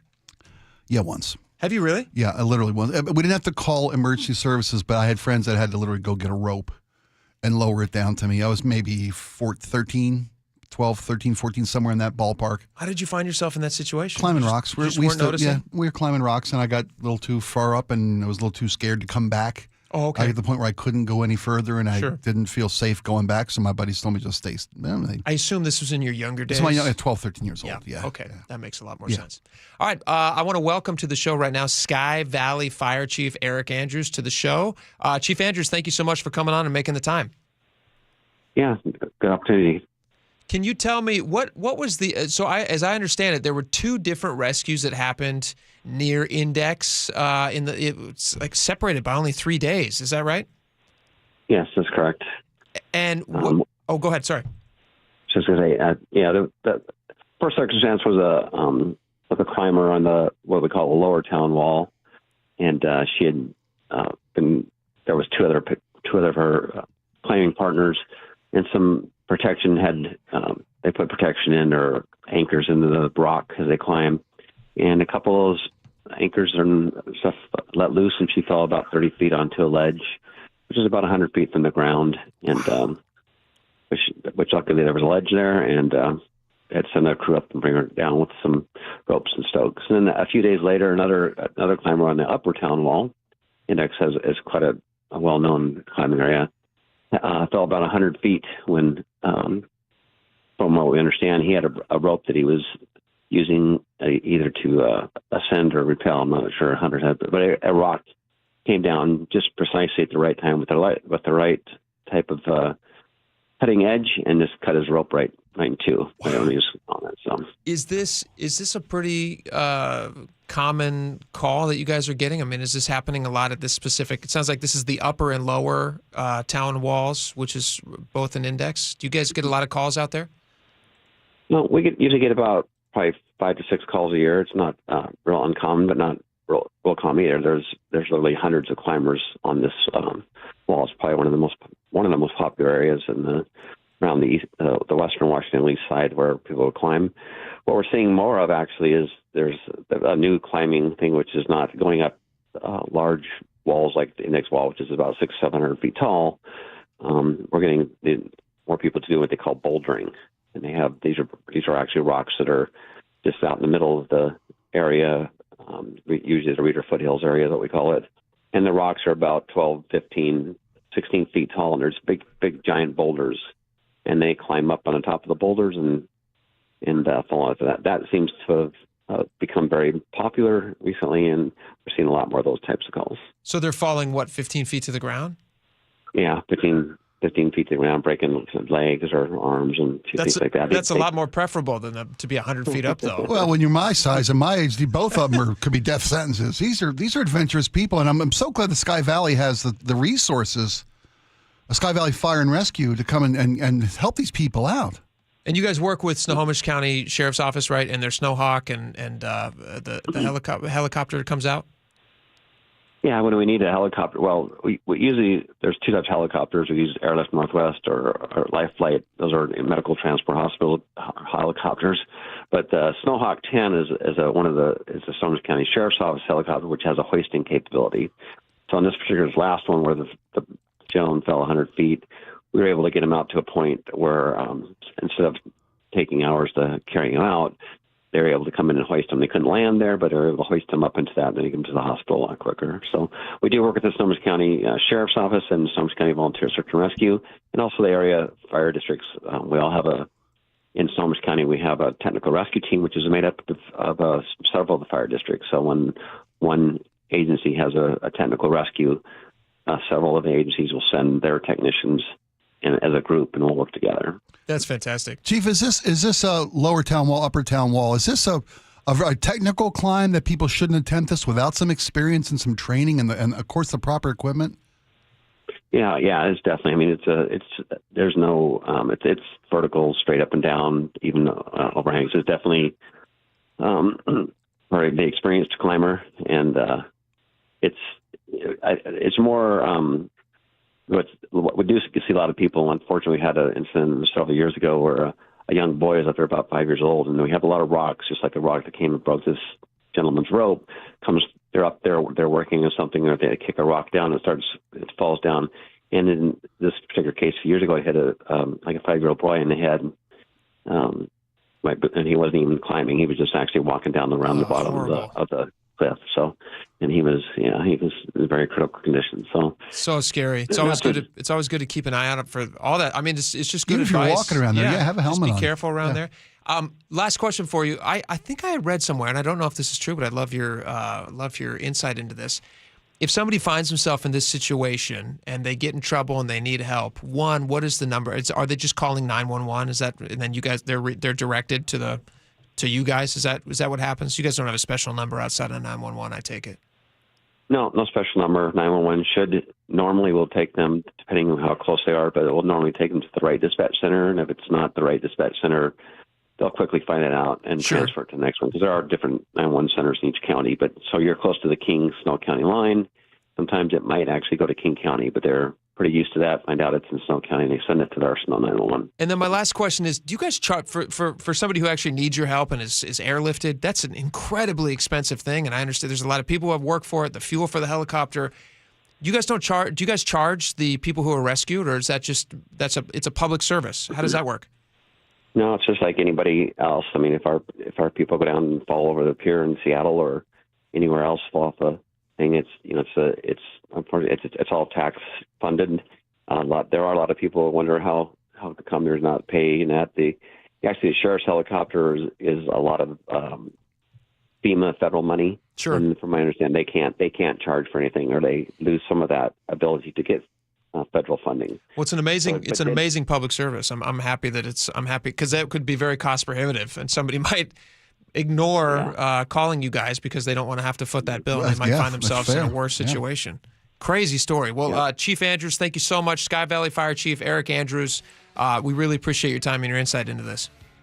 Yeah, it's a pleasure to talk to you. Thank you. Absolutely. All right, we got a lot more coming up. We got your text messages next. I have officially finished our homemade cornhole and our in-studio cornholing. We could debut this tomorrow for folks who could be playing live during commercial breaks. Should we debut it tomorrow, or should we just debut it on the commercial break? What do you do? I mean, the people have been watching. I feel like they deserve the payoff. Pop the cork on this thing, man. Go on YouTube Live right now. You're going to be shocked at how talented I am with cardboard and tape. It's unbelievable. And you're going to think a lot higher of me or a lot less of me, actually. I'm not sure. But check it out over on YouTube Live. All right, we got a lot more coming up. Stick around.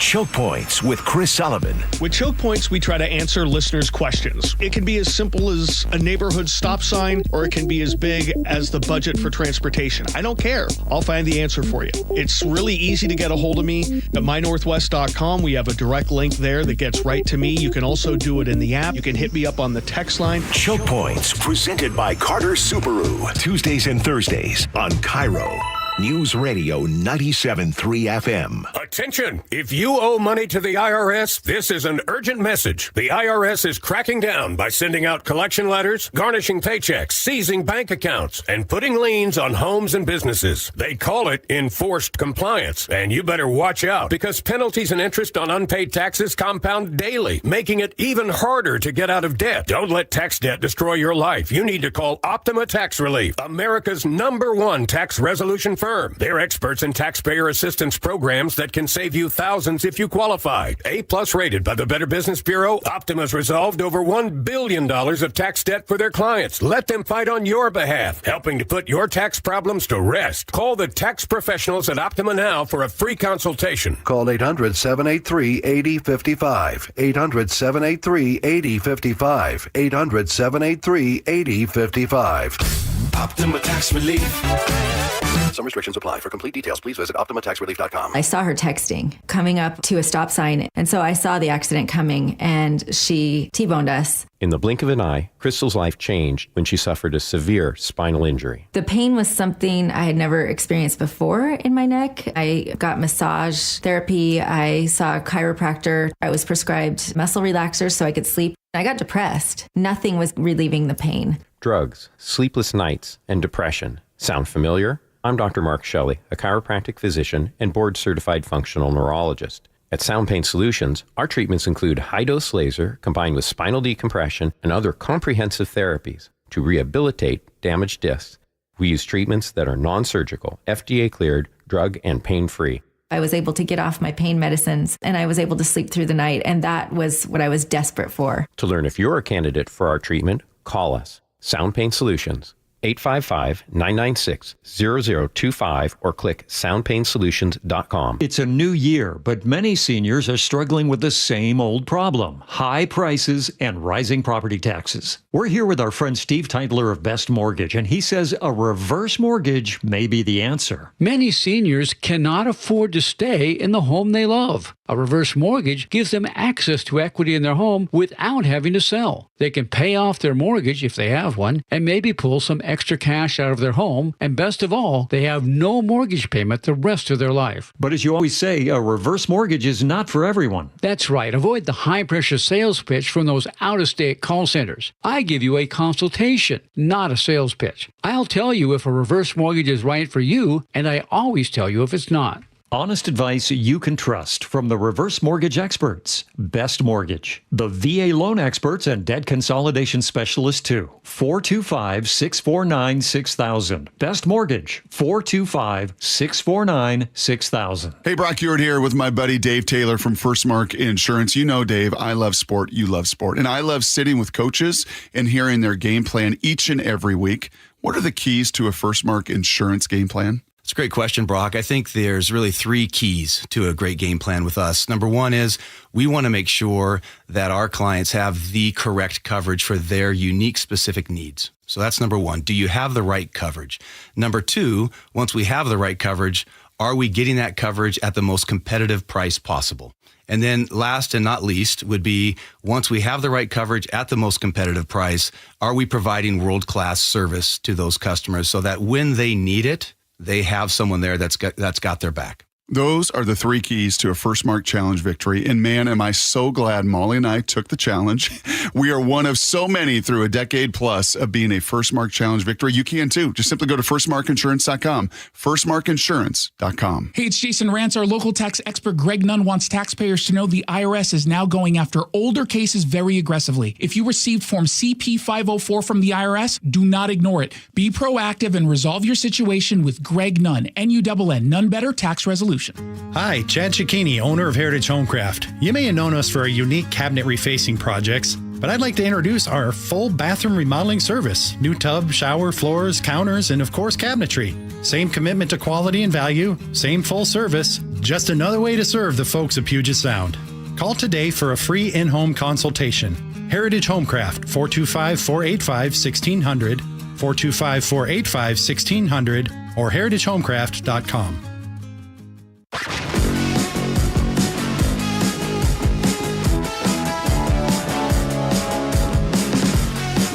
Oh, man. Talk about the advancement of the medium. Can you believe it? This is incredible. I'm gonna hold this up. Yeah. Welcome back, everybody. It's time for us to talk to you, read your text back to you. But Jake has been working throughout the course of the show. I worked way too hard on it. He really did. Way too hard. But Can it's you a hold thing yours? of beauty. Sure. Let me hold. Thank you, Laura. We'll reveal these to the audience. Yeah. Look at this. For somebody watching. I haven't put the hole in yours yet. I know. Well, we need a bigger saw. And see, it's got the correct shape. It's made out of cardboard. Really It's fabulously really nice. made. I'd buy these if we sold these to people. We could make money for. See my mouth right there, like that. Yeah, look at that. I need to fix my haircut on this. Though. It's kind of gross, actually, when I think about it. It looks Laura said it made her uncomfortable. I think we should sell these, though, just in time for summer, you know? We can sell them. Yeah. Make a little money. I'm happy to do it. Yeah, so if you're only listening to the show and you're not watching it in full You're totally visual, missing out. You're missing. You're getting half the story. 100% missing out. But I'm happy to make money on these. If you guys want to purchase them, you just hit us up in the text messages. Let us know. Handcrafted. And they are handcrafted. Speaking of, no, I'm not going to make every one of them. I'm going to farm these out. These will be made in China. It'll be tariffed. They're going to announce a tariff on it. They're going to be tariffed. That's man. fine.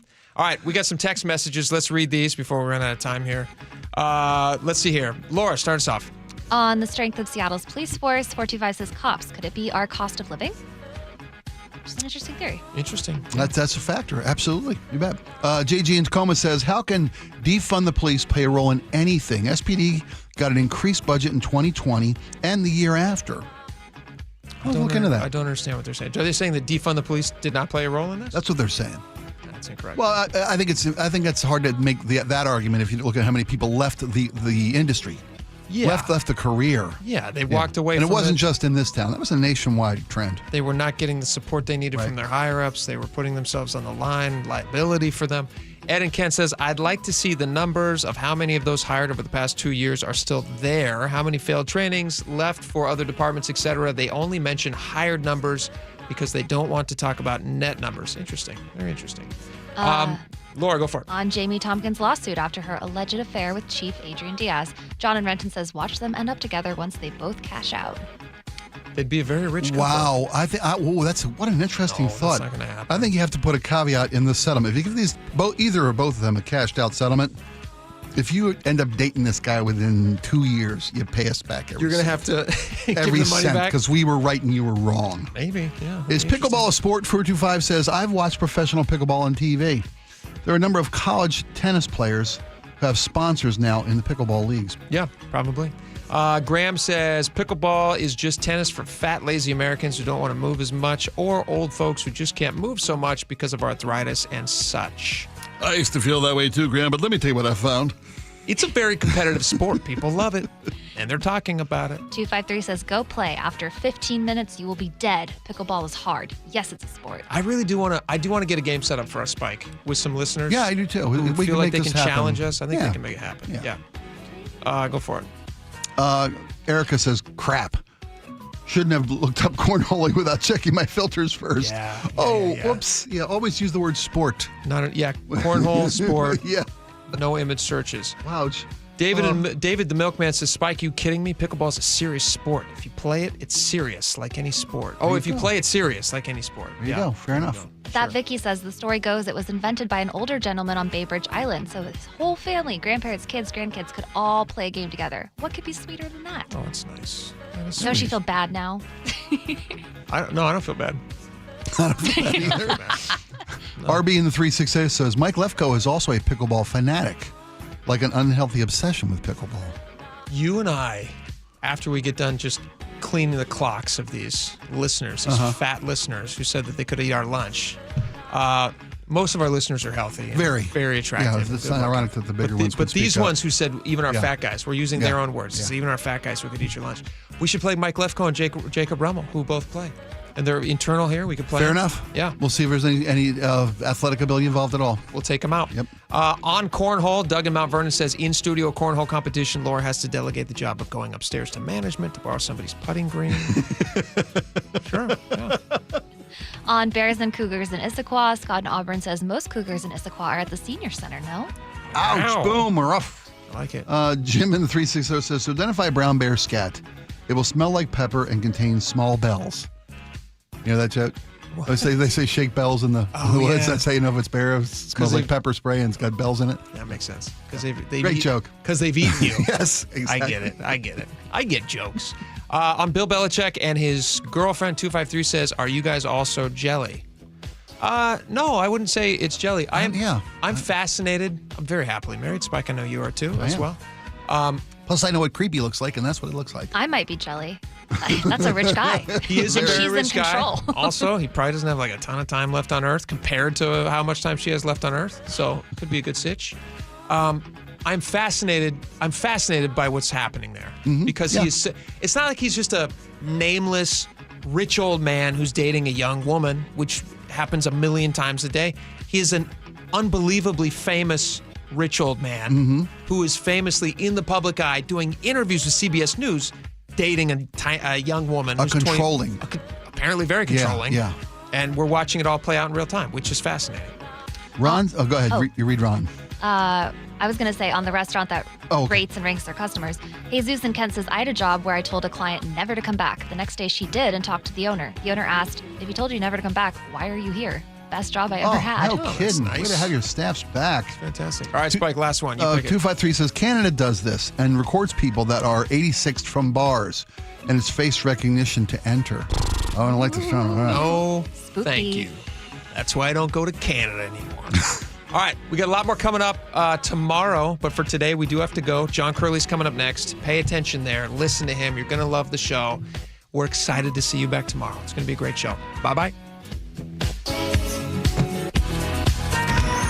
Choke Points with Chris Sullivan. With Choke Points, we try to answer listeners' questions. It can be as simple as a neighborhood stop sign, or it can be as big as the budget for transportation. I don't care. I'll find the answer for you. It's really easy to get a hold of me at mynorthwest.com. We have a direct link there that gets right to me. You can also do it in the app. You can hit me up on the text line. Choke Points, presented by Carter Subaru. Tuesdays and Thursdays on KIRO Newsradio 97.3 FM. Are you looking at diversification and stability with your investment portfolio, especially with the volatility right now in the stock market? Hi, I'm Scott Riereka, CEO of Legacy Group Capital based in Bellevue. We've been running local real estate investment funds for over 18 years. We've had 0 investor losses and have averaged double-digit returns since inception. Maybe it's time to take a little risk off the table given market conditions. For stability, there's no better option than Legacy Group's Northwest Fund, a fixed return of 9%. Legacy's Northwest Fund also accepts IRA accounts as well.